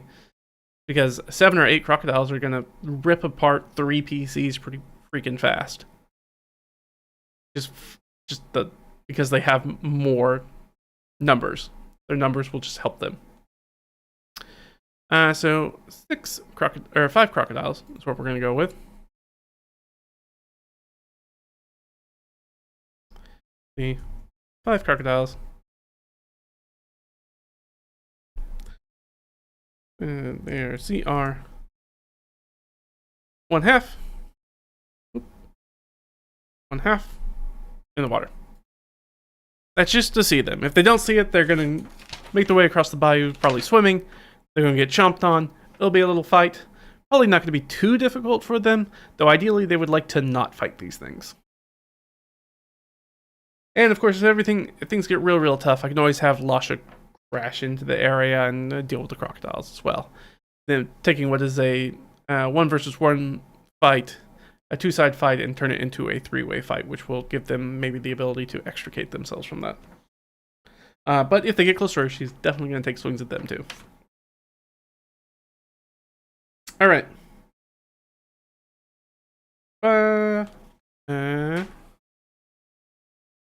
And this would probably be...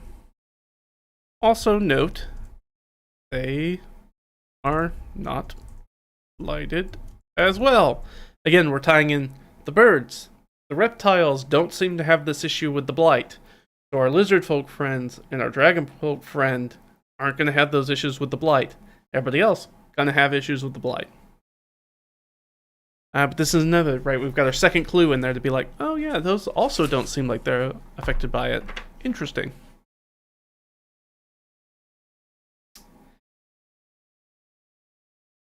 And they will also see loaded remains of woman or female. We'll say of... I'll go ahead and spell it out. Why not? Blighted. Half-elf. Female. So we've got these bloated remains that they can also see over there. And that's not going to require a perception check.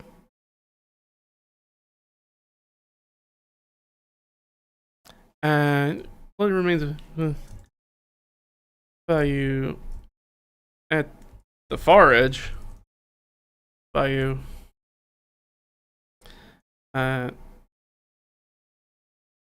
We'll say pointed towards a trampled down path in the reeds.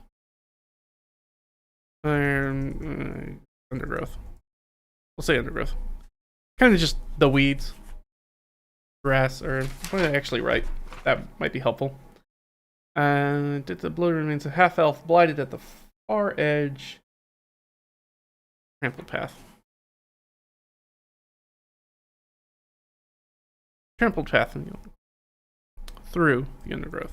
That's what I should say. Through the undergrowth. Perfect. Now there is some stuff they can find here, I believe.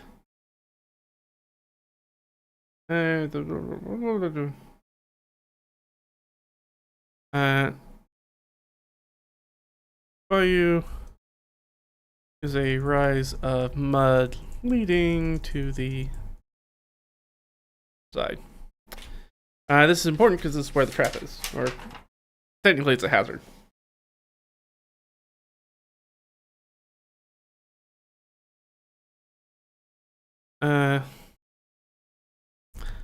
Offers a way to avoid swimming across most of the bayou. And because we're going to have some mechanics in here.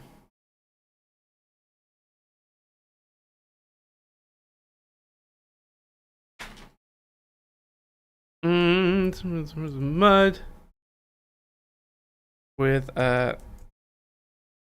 these dressed stones.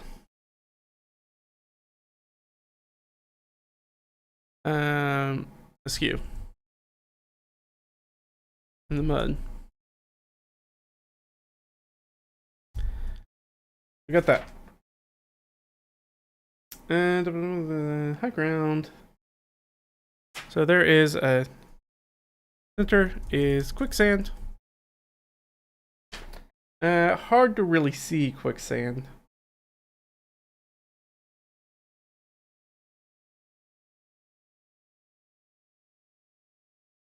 So essentially, if they want to try to make the run, they have to make 3 athletics checks. Cross. For the crocodiles. Reach them. There's a chance that they can just avoid combat by just being quick. They just move across it quickly and or stealthily. Now, swimming is going to be harder for them. They don't move as fast. So essentially on this, I would give them disadvantage on those athletics checks. So I want to push them towards getting up into the mud, which will allow them to fall into the quicksand. If they fall into the quicksand, they're going to get stuck. That makes them super easy prey for the crocodiles. So it's a little trappy trap there that I leave in there for them. A little spiciness from the DM. Leaving it in there.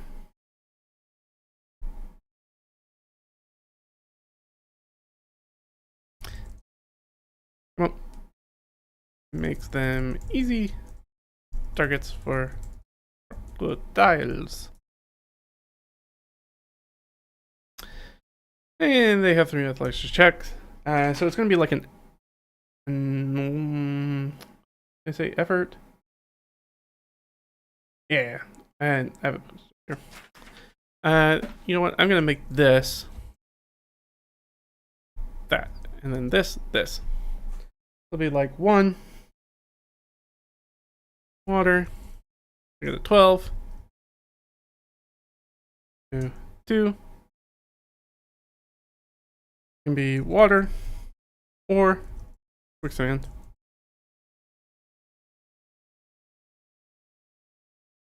Now there's a chance they get through the quicksand trap. Either they identify it, they're running up on it, and they're going to see the perception on it.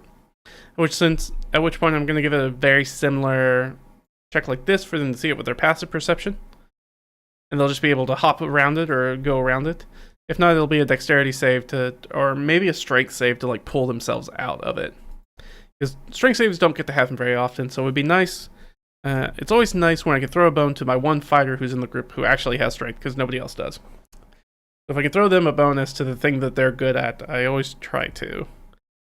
Because sometimes fighters don't get a lot of love in the exploration category, because almost everything's a dexterity saving throw or a wisdom check. And this last one, which is going to be the mud. Oh, that's how I did it. I just gave them advantage for the mud.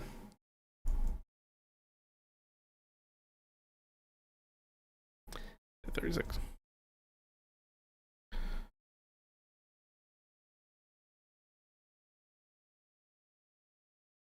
So we'll do this like straight for advantage.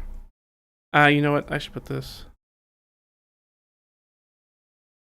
I'm gonna swap this around. So if they do the quicksand, they'll have advantage.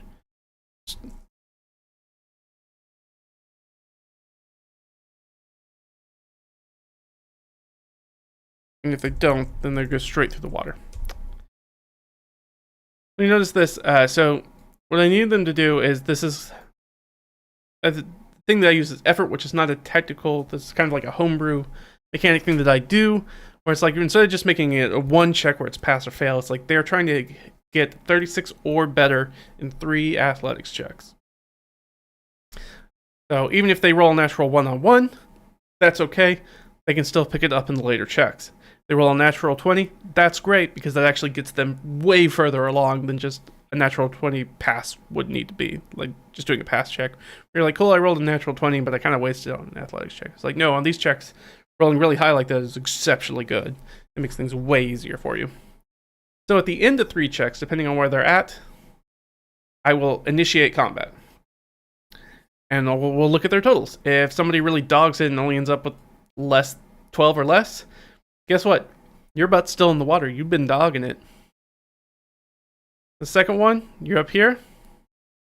Yeah, you're either in the quicksand stuck, or you're or you avoided the quicksand, but you're still in the mud, or you're in the water.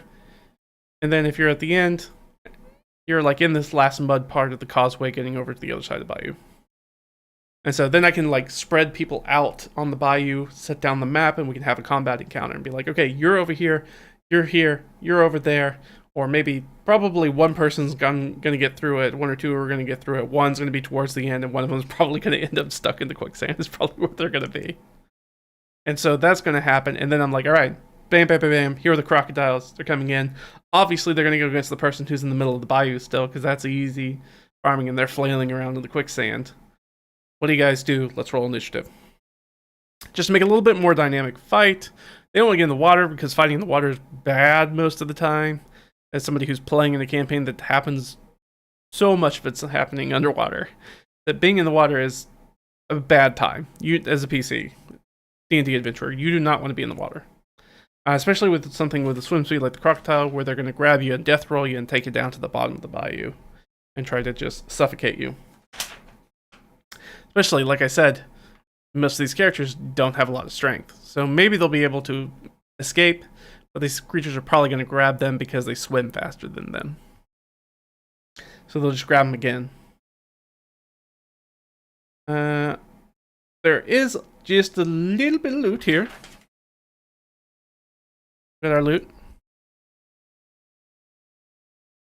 Come on. Hello? There we go. Alright, so we got just a little bit of loot, which I think is just 8 silver, right? So we'll say the little buddy has a purse of 8 silver. That's it. That's all I got out of this one. He's got a little pocket contents. Nothing big. Why I use these pocket contents table. That's exactly what I rolled on for this. Is like, I know they're gonna look at the body. If they have a chance to, they're gonna investigate the body. That person's probably got something in their pockets. They do. They have this little purse of 8 silver. So is it a lot of money? No. Was it worth the time? Questionable. That's up to them. I don't give out a lot of big money in my campaign, so they're always kind of scraping the bottom of the barrel looking for money.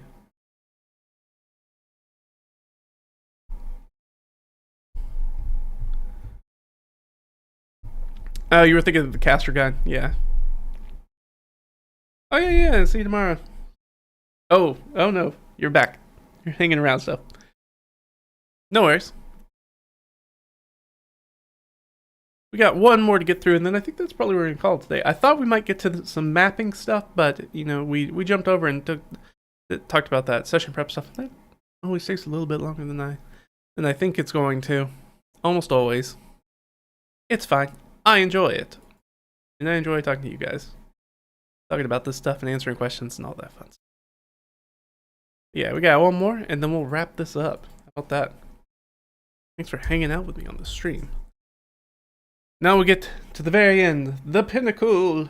We get to, which is actually probably the longest entry. I think it is for sure. It's like a half page on my nose, which is going to be the Blight Hollow.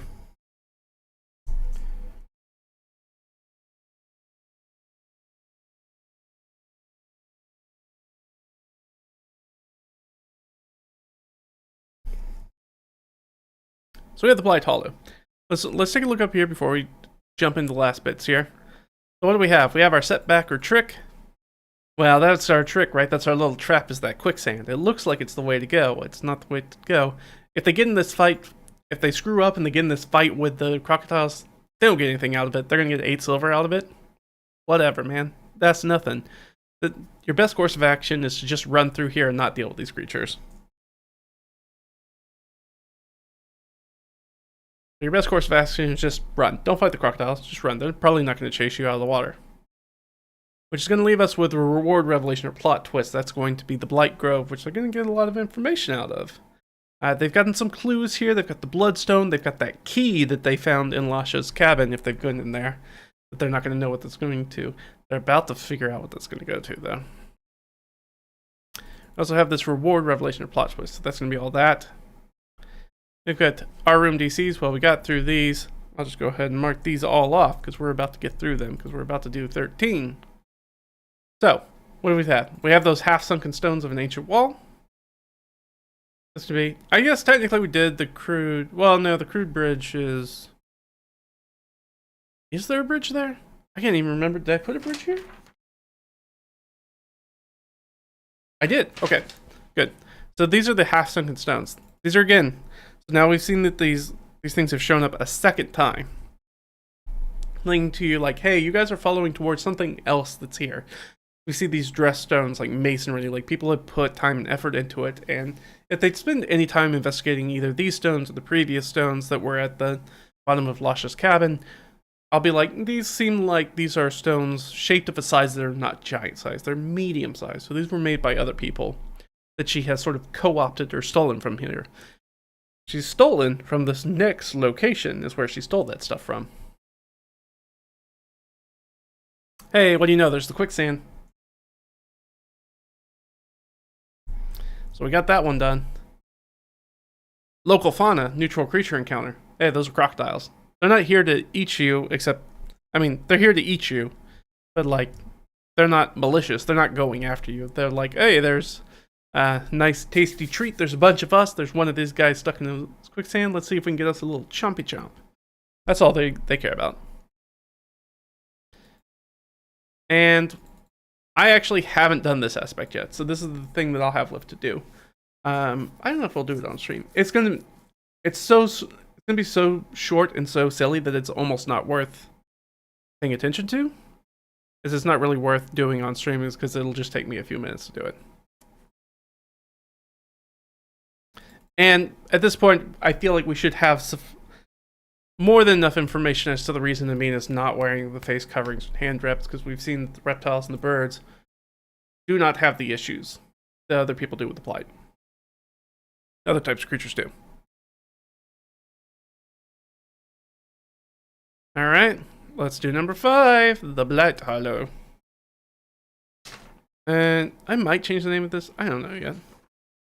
The Blight Hollow is evocative, but doesn't really describe what the place is super well. Only like one aspect of it, like the central aspect of it. Central as in like at the center, not like the overall. Yeah, you know what, I'm going to call it. I'm going to call it the Crowned Keep. That is a much better name for it. I like that a lot better. Alright, so what is this thing? This cockamamie thing. What is this thing? So mist hangs over this boggy area.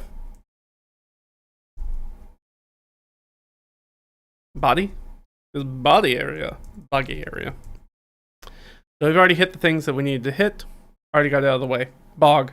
Mist. Rolls in. Got it. Boom. Done.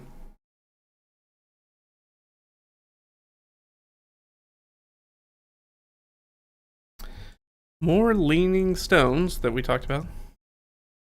Link a crude wooden bridge over the feeder stream or slough.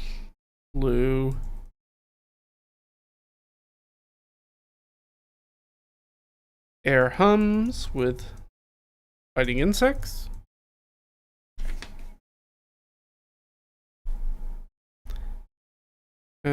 Feasting around the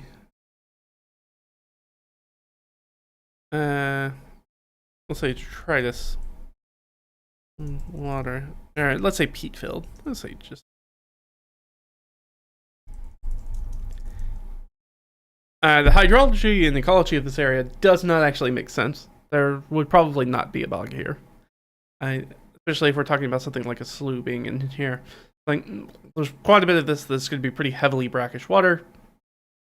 Probably not going to be a bog. Not generally how bogs function. But yeah, my players don't know that. That's a weird thing I know as a dungeon master. So they're not going to care.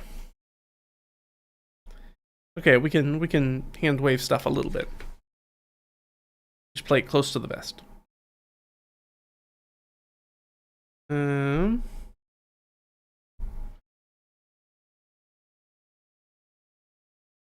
So across bridge.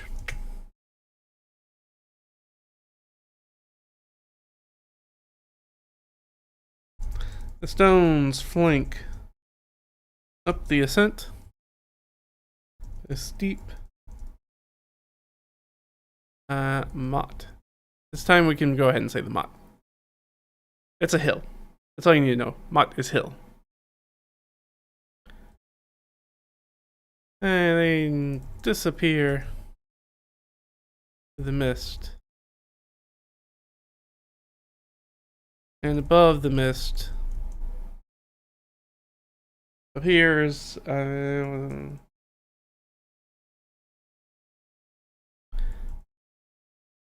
mildewed stone walls. Here's, I guess, a mildew. Yeah. Here's a mildewed stone wall.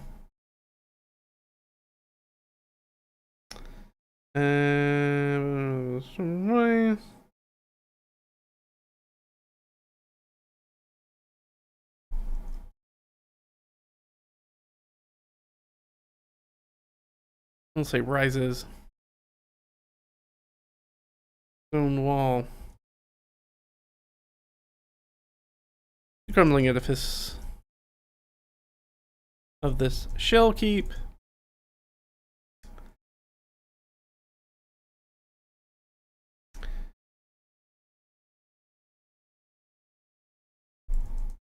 It's on top of the motte and is crowned a vibrant garlands, a massive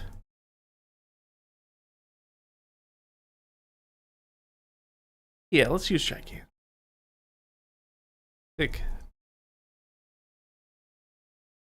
wisteria tree.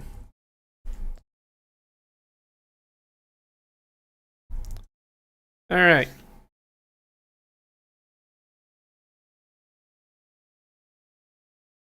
No. Shell keep is one of the fun things. It's like, how do I make prep fun? I like to use a lot of historical stuff. So shell keeps are a real thing. They're a real old thing that's been around.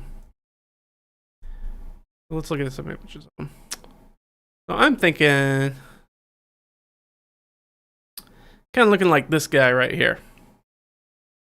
It's basically like a ring fortification. And so we have this rise that's kind of going up to it, right? We talked about the motte. There's this causeway that's going up to it. It's got those signs flanked on the side of it. You can see that's very common in these kind of things. And go up there. So we have those stones that are flanked on the side to kind of like keep people pinned in as they go towards the entrance. It's sort of a defensive fortification thing as they kind of rise up here, even though it's more like a UNESCO kind of thing. Kind of a rare adaptation. Anyways, so we find this old ruined shelled keep, and then sticking out of the thing, because the interior of a shell, as you might imagine, is just kind of like the curtain wall along the outside. And on the inside, there's actually generally like an inner courtyard. This kind of shows it off pretty well. There's an inner courtyard area after you get through the gatehouse. And so in that inner courtyard area is where this gigantic wisteria tree is coming up, and its like lavender boughs are like falling over over it like a huge crown. If you don't know what a wisteria tree looks like, and oh, goodness gracious, my fingers no worky so good. There's a good. They've got like this beautiful like purple pink kind of color to them. The idea that like these sort of weeping garlands of it is like hanging over it. Are they lavender colored? Of course. What is the blight? It's a lavender blight. Huh. I wonder if this might be the center of what we're looking for. You're right, PCs. Players, you got it in one. It is indeed the middle of it. So, we come to the center of the matter.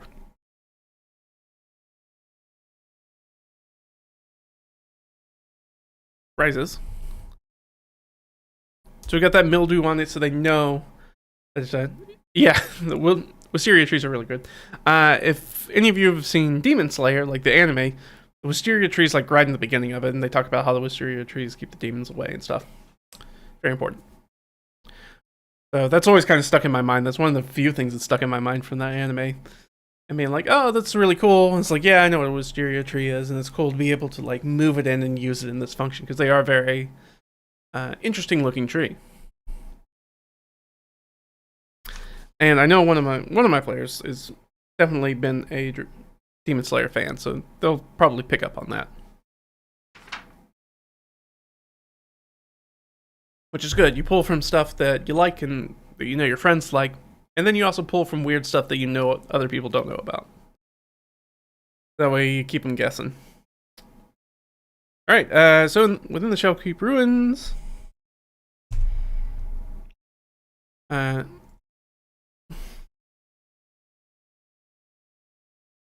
your courtyard, has ancient markings, Hierophant,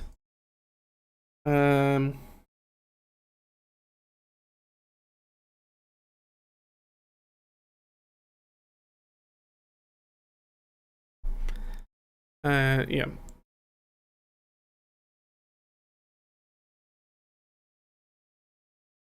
Mostly just markings. I think it's implied that it's ancient. This is already an old, crumbling place.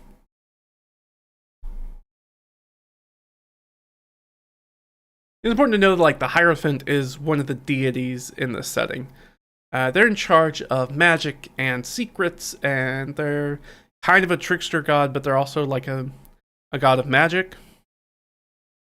And they kind of focus on cleverness and things like that. So keeping things hidden and secrets and arcane knowledge, and they're also they're also a god of death, and they're against things like the undead. So there's lots of that. So there's things in here. If this was a place to key them off, we have a cleric in there who's really good that player's really good at leaning in on the gods and stuff that's happening in there, because it's a very pantheistic setting. So the cleric doesn't just worship a god, he worships all the gods, but he does have like a primary god that he serves. But he can lean in, he can learn something from them and be like, oh, there's a Hierophant here, so there's either lots of magic here, which there is, or there's secrets here, which there are. So it makes sense why there's markings all around this inner courtyard. Try to keep them secret, keep them safe, like the ring. So we do that.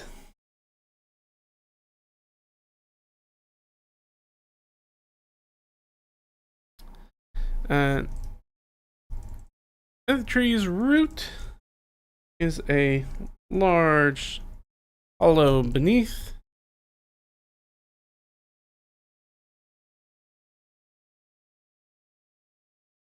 That's been dug out. Within is An old is a, well, let's not say it, is a coffer that's been broken open. Lock still intact. If they take that key from the that they found back in Lasha's, they put it on that lock. Hey, what do you know? It unlocks this thing. Interesting. Why is that? Very good question. Maybe they'll put that together and ask that question. I like to leave questions for them to find and be like, what do you guys do with this information? You found a weird thing. Now you can deduce what that might mean. You could try to talk to Lasha. Probably not going to go very well. She's crazy. So, like in a mad, like I'm going to kill you and grind your bones, Englishman, and eat you kind of giant crazy. Grind your bones to bake my bread kind of style. She gone cuckoo. They might set fire to the tree. The problem is that they know that the blight is airborne spread, and they do know that fire hastens that. So they know that setting fire to the tree that might be the source of the lavender blight is going to make things.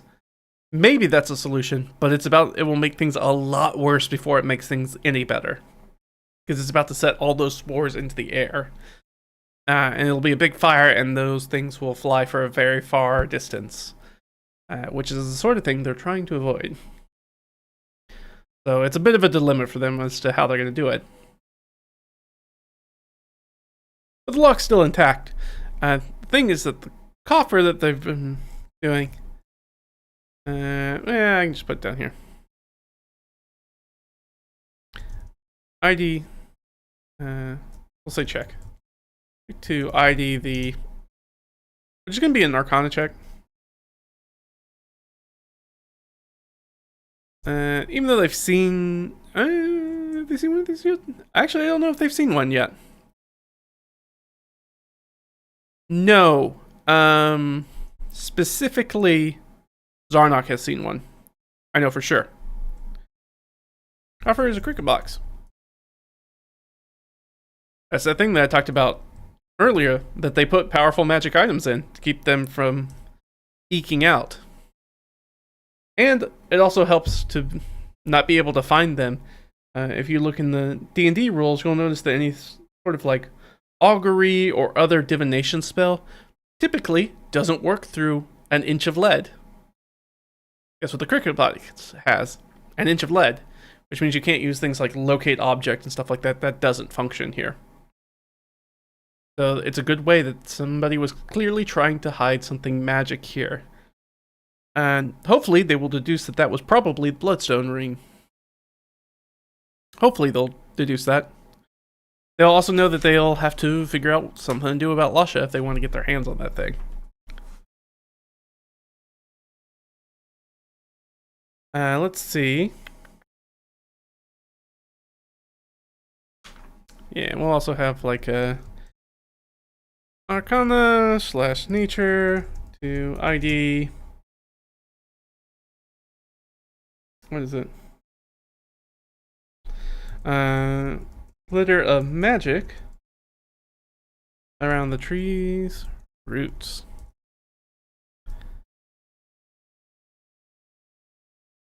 To give the idea that maybe by busting open this thing and getting out the Bloodstone Ring, that might be the thing that kind of kicked off the blight into high gear. Maybe not. What's the Bloodstone Ring? Thank you for asking. That is a custom magic item that's in here.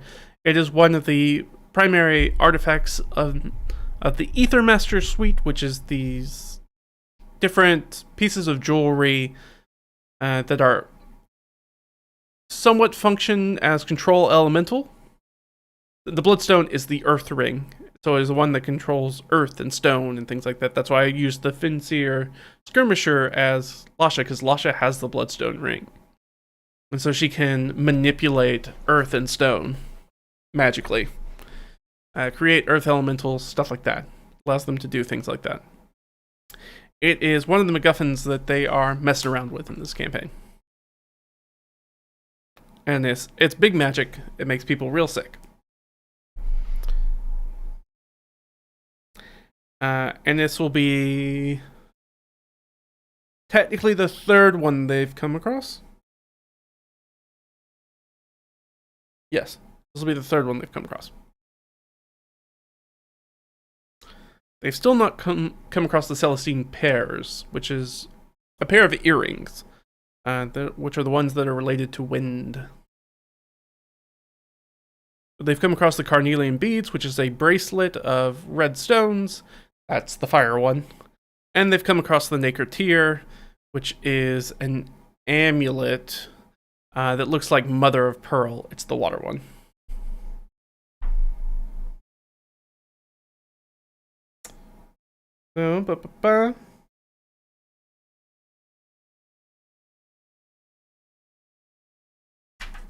So, the tree roots will attempt to grab and pull PCs into the magical loam. Glitter of magic in the loam, which is just fertile earth. If you ever want to know, that's topsoil that's used for like planting and stuff. Generally referred to as loam. That is a scientific term for it. So, here's where I put it for you. I don't need to make up a new mechanic. We'll just use the quicksand mechanics again. Hey, if it gets this thing, it tries to pull you down into the earth. It functions like quicksand. You have to try to make an escape attempt to get out of it. Basically, just kind of hold you still.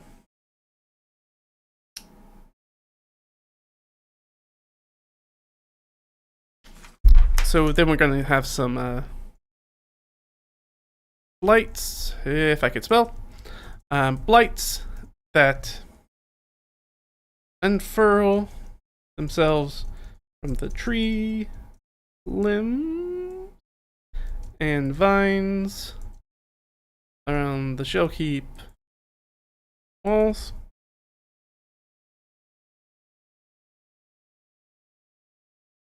Yeah, I guess, and vines around the courtyard. It's an easier way to say that. Around the courtyard.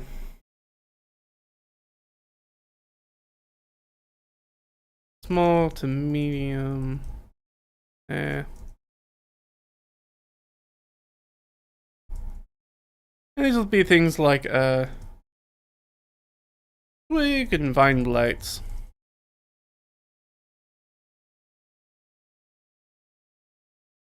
These will be our bad guys. They've already come across some of these already. You can see what a vine blight looks like real quick if you've never seen one before. They kind of look like this guy. They have a very special thing in their stat block, which is essentially they kind of come in small sizes and medium sizes. The thing that's important to note about them is that they have one of the things like mimics do and animated objects do in D&D, which is like when they're still, as in they don't move, they are completely indecipherable camouflage-wise from just natural surroundings. These things kind of like, they wouldn't know they were there unless they were using some magical detection. If they did something like that, they might be able to pick them up. But just by looking around, there's no amount of perception check of just natural perceptiveness that we'll be able to see these creatures. The avatar stored in gems. The Ethermaster suite kind of works like that. It's a little bit tied. It's a little bit more, a little less avatar, a little bit more Full Metal Alchemist.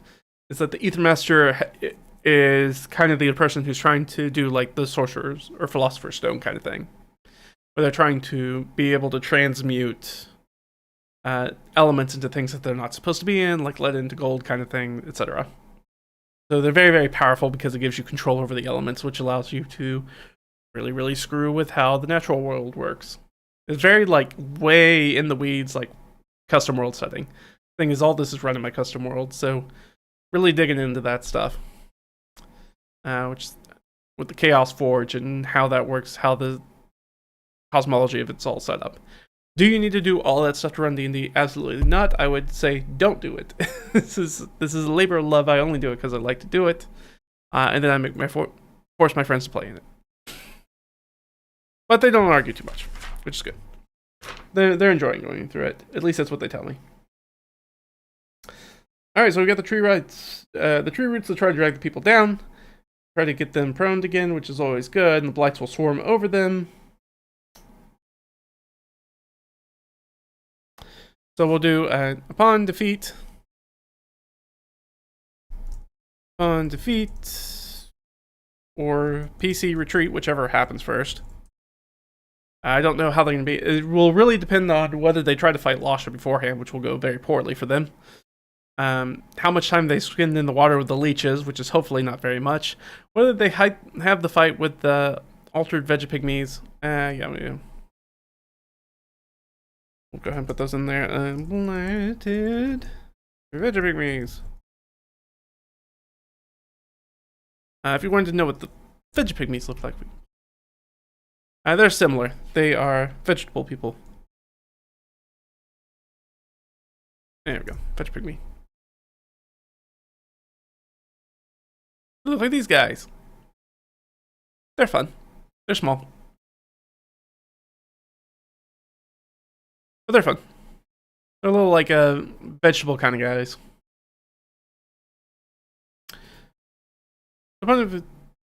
Upon defeat or the PCs attempting to retreat, the tree will give out a whale.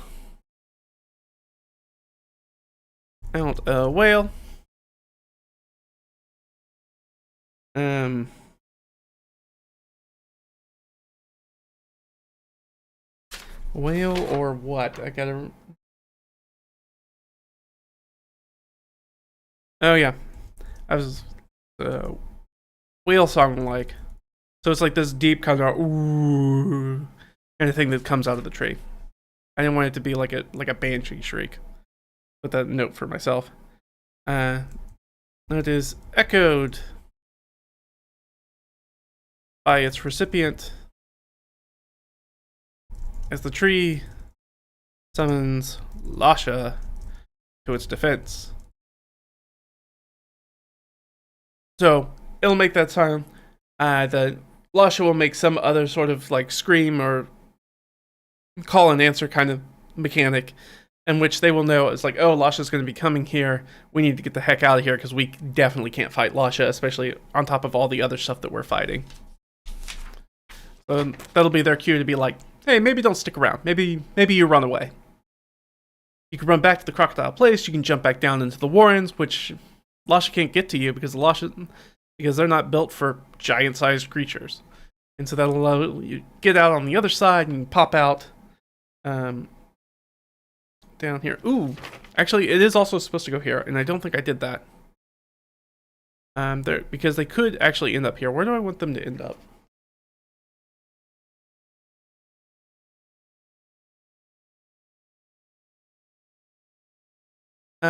Yeah, how about like partially up the hill? Yeah, I like that.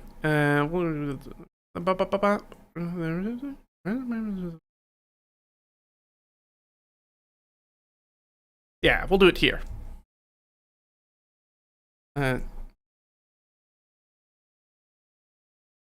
Can push out a stone to exit the Benjamin Warrens.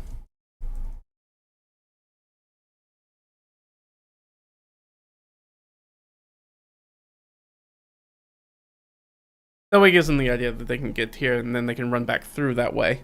That way they don't have to avoid Lasha as they get back to the crocodile. That's not the only way they can get here. They can actually get here through the warrens. I forgot to close the loop on that. This is a good reason why we write it out by hand and then rewrite it. So it's like, oh, I forgot to do that thing. I need to do that thing. Alright, yeah, so that should be their cue to be like, hey, you guys need to GTFO. You gotta go. So you can eat the Vegapygmies? I guess, technically, you could try. I mean, you can eat a lot of things if you really want to.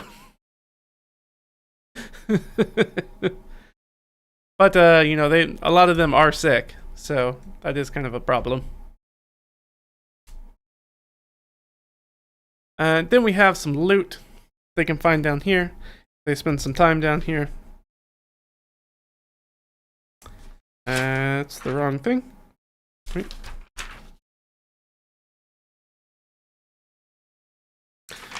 They find a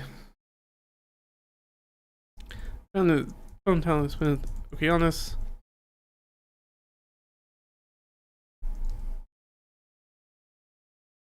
Okeanos. Right, Hierophant. On the reverse. Yeah, I did spell it wrong. Right, it's the I before E except after C thing. Hierophant. On the reverse, that's worth about 30 Gs. But it also is just like a big stone thing they gotta carry with them. Not huge, not like the other one, but it's big.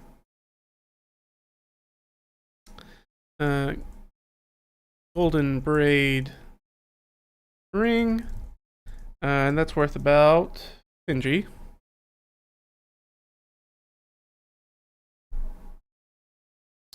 They find a ruined book, about 4 G.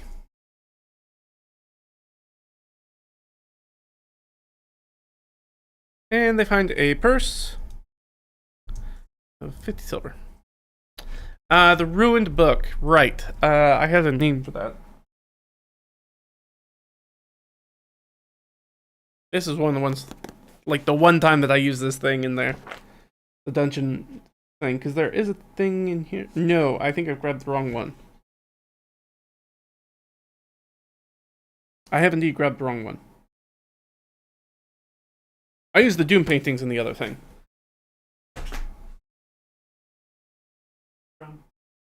It's the one time I used this book. Because there is B for books in here. I was like, there's books. I need a book. Because if I just give them a random book, I don't know if they'll care anything about that. So, the book by itself is not worth that much money because it's ruined, so it should give them something. And I didn't want to make it magic. So I did give it a title. What was it?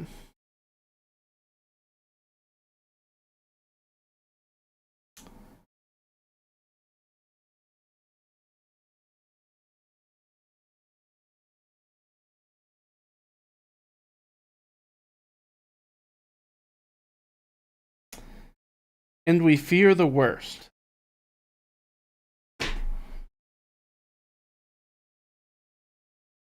So that's what I'm going to put down here. So they're going to be able to make out the name. That's about it.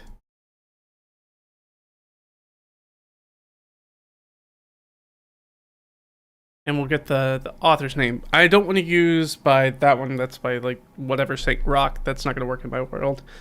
So what I'm going to do is we're going to use Xanathar's Got to Everything. Because we need a name. And that's got to do 100 names. So we're going to keep this in line with what we know. This will be another thing that's going to prick up the ears of my cleric. I need a 2d10 roll. No, not 12d10. Jesus. Alright, 43. We're going to use the first ones anyways. We need a Greek female name. Hippolyta. Oop. Didn't mean to do that. Oh well. Alright, it's the end. Bye.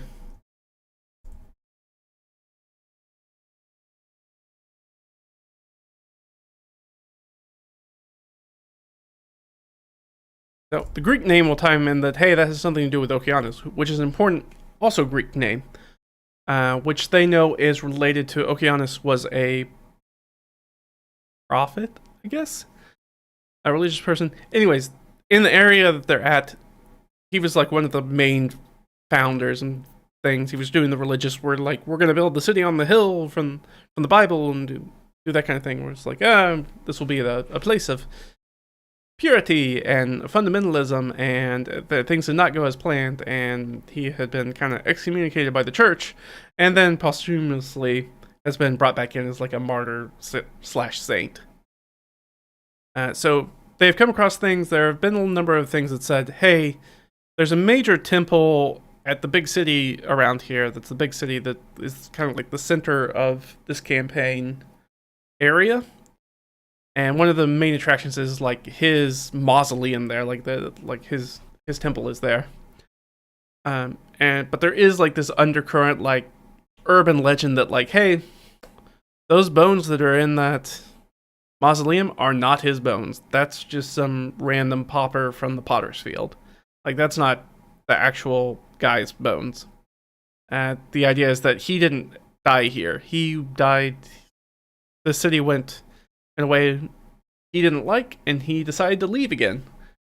And they have come across things on this island that refer to Okeanos, and things that kind of give the indication that maybe he's here somewhere, or maybe he died here. He was at least here, or people in service to him were here. They know that for certain, because they found books that refer to this. But I don't think that this book that they find that's buried under a tree is probably in very good condition. Thus, it's ruined. So it's not really worth a ton of money. But it is... They can basically read the cover of it and be like, Yeah, too bad they don't have a necromancer who would do great against the plant monsters. Yeah, having a good blight would help. But fire works generally well. The problem with fire is there's other things going on with it. It's almost like I'm a smart DM and be like, yeah, but what if you couldn't use the most obvious solution in this context? Any other plants, sure, you can burn them all day long and they'll do great. A lot of them are vulnerable to fire. But what if these specific creatures in this specific adventure, you couldn't do that? How would you deal with it? In fact, using fire against them would be really bad. Especially our artificer, who is very fire heavy in his arsenal.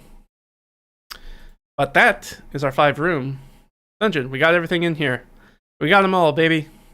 We got the crude wood bridge over the stream. Did it. We got the bog. Did it. We got the mist rolling in. We got the bug swarms. We have some form of mechanic for the blight infecting the PCs. I have not done that. Never mind. But I will do that. I'm not going to do that on stream, because it's a very easy... I'll putz around for a few minutes. It won't be interesting to watch. It'll just be me doing this a lot. Maybe this? Maybe that? There's not that much to watch or talk about with it. But otherwise, we got everything else done. We got everything. We got all our constraints met. We want to do, except for the having some form of mechanic. I'll figure that out here in a second. We got everything else down there. We can see how I took a dungeon framework. Right, we got the revelation that, hey, there's this magic thing's here. It's here, guys. Which means people are definitely going to be coming after it, because people have been coming after these things. These articles of the Ether Master. We got everything down. Love it. Really came together. Super, super helpful for me. I was like, I don't really know what I'm going to do with this section of adventure. I don't really have any big ideas for it. I don't even know what's really at the center of it. I kind of had the idea of like maybe like I knew it was going to be a lavender blight because I had rolled for the color randomly. I was like, it's lavender. I was like, wisteria is kind of purple, and the tree looks kind of weird already. So if it's a blight and it's a wisteria tree, I was like, that's pretty cool. And then I was like, as I got into it, I was like, I need to add something about one of the other articles of the Ether Master. Which one would I choose? And it's like, Earth probably makes the most sense. Those could be tied in pretty easily. Much easier than maybe wind could be, even though it could have done wind. Then tie it in with stuff with like Okeanos, and now start thinking about, there's this ancient markets of the Hierophant on the inside. You've got this totem that's got Okeanos' face on one side and the Hierophant's on the other side. Meaning that, this is probably like an old Okeanos fort. Like, this is an old stronghold of his order. Now they can delve into that a little bit more. They're starting to get pull on the strings, like getting closer and closer to figuring out stuff that's happened with Okeanos, if they want to do that. Lots of plates spinning in this campaign. Lots of fun. This campaign's been a real delight to run. The tapestry is so dense. It's got so much texture on it. They have so much stuff that they can investigate, which is fun for me. I think it might be a little overwhelming for them sometimes. But they'll be fine. They'll be fine. I ran this originally. The campaign kicked off as more of a sandboxy kind of style, which none of my players were super familiar with playing in and or running. So it's been a learning experience for them, because I was like, basically, you guys turn in a direction and start walking, you guys are going to hit some sort of adventure. It's like, but if you guys continue to go from adventure to adventure, maybe not dealing with each one of those, now suddenly you've got a quest log that's like this long. You've got a whole bunch of stuff on. And unlike a video game quest log, you have a human person in the seat rather than some code. So it'd be like, if you guys take too long, something happens with that adventure. It doesn't remain stagnant. Other stuff happens if you decide not to do it, and those opportunities will go away. And if you say you're going to do something and then you don't do that thing, your reputation will have an effect from that. Like, it's not going to turn out great for you. So that's everything for this one, guys. Thanks again for joining me. This was a lot of fun. Nice long stream. We're going to hit this back tomorrow. We're going to do our solo RPG stream, which is a totally different stream. Totally different characters doing totally different stuff. They're trying not to die as they try to get their 0 level character to his new Baronet Demesne so he can set out his plot. They can start figuring out how they're going to build their stronghold throughout the summer and try to get everything figured out before winter comes and make sure they're prepared that they can make it through the first year of being out in the wilderness and trying to carve civilization out of it. Plus, we don't even know what's out there yet. There's a high likelihood there are people out there that we're going to be 100% like an invading force here, and we don't really have any manpower. We'll find out. I'm really excited about it. I'm excited for the sessions. We're going to do it tomorrow.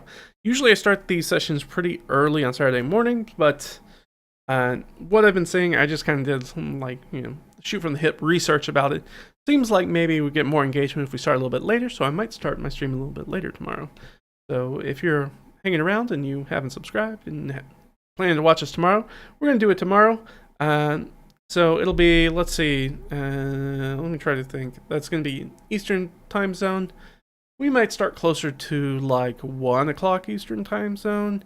Usually we start at about 10:30, so I might push it back like a couple of hours, 2 or 3 hours, just to see if it kind of like drops in there. So if you guys are interested in that, do the subscribe thing, come back tomorrow. We're going to do more of this in a totally different thing. You're going to see me play a solo game. Never seen anybody play a solo game. It's a very fun, interesting way to play it, especially if you've never... Good way to test out being a dungeon master or try out D&D if you don't have anybody to play with or anything like that. So, lots of fun. We'll see you guys again soon. Till then, you guys have a great weekend, and I'll see you later. Alright? Bye.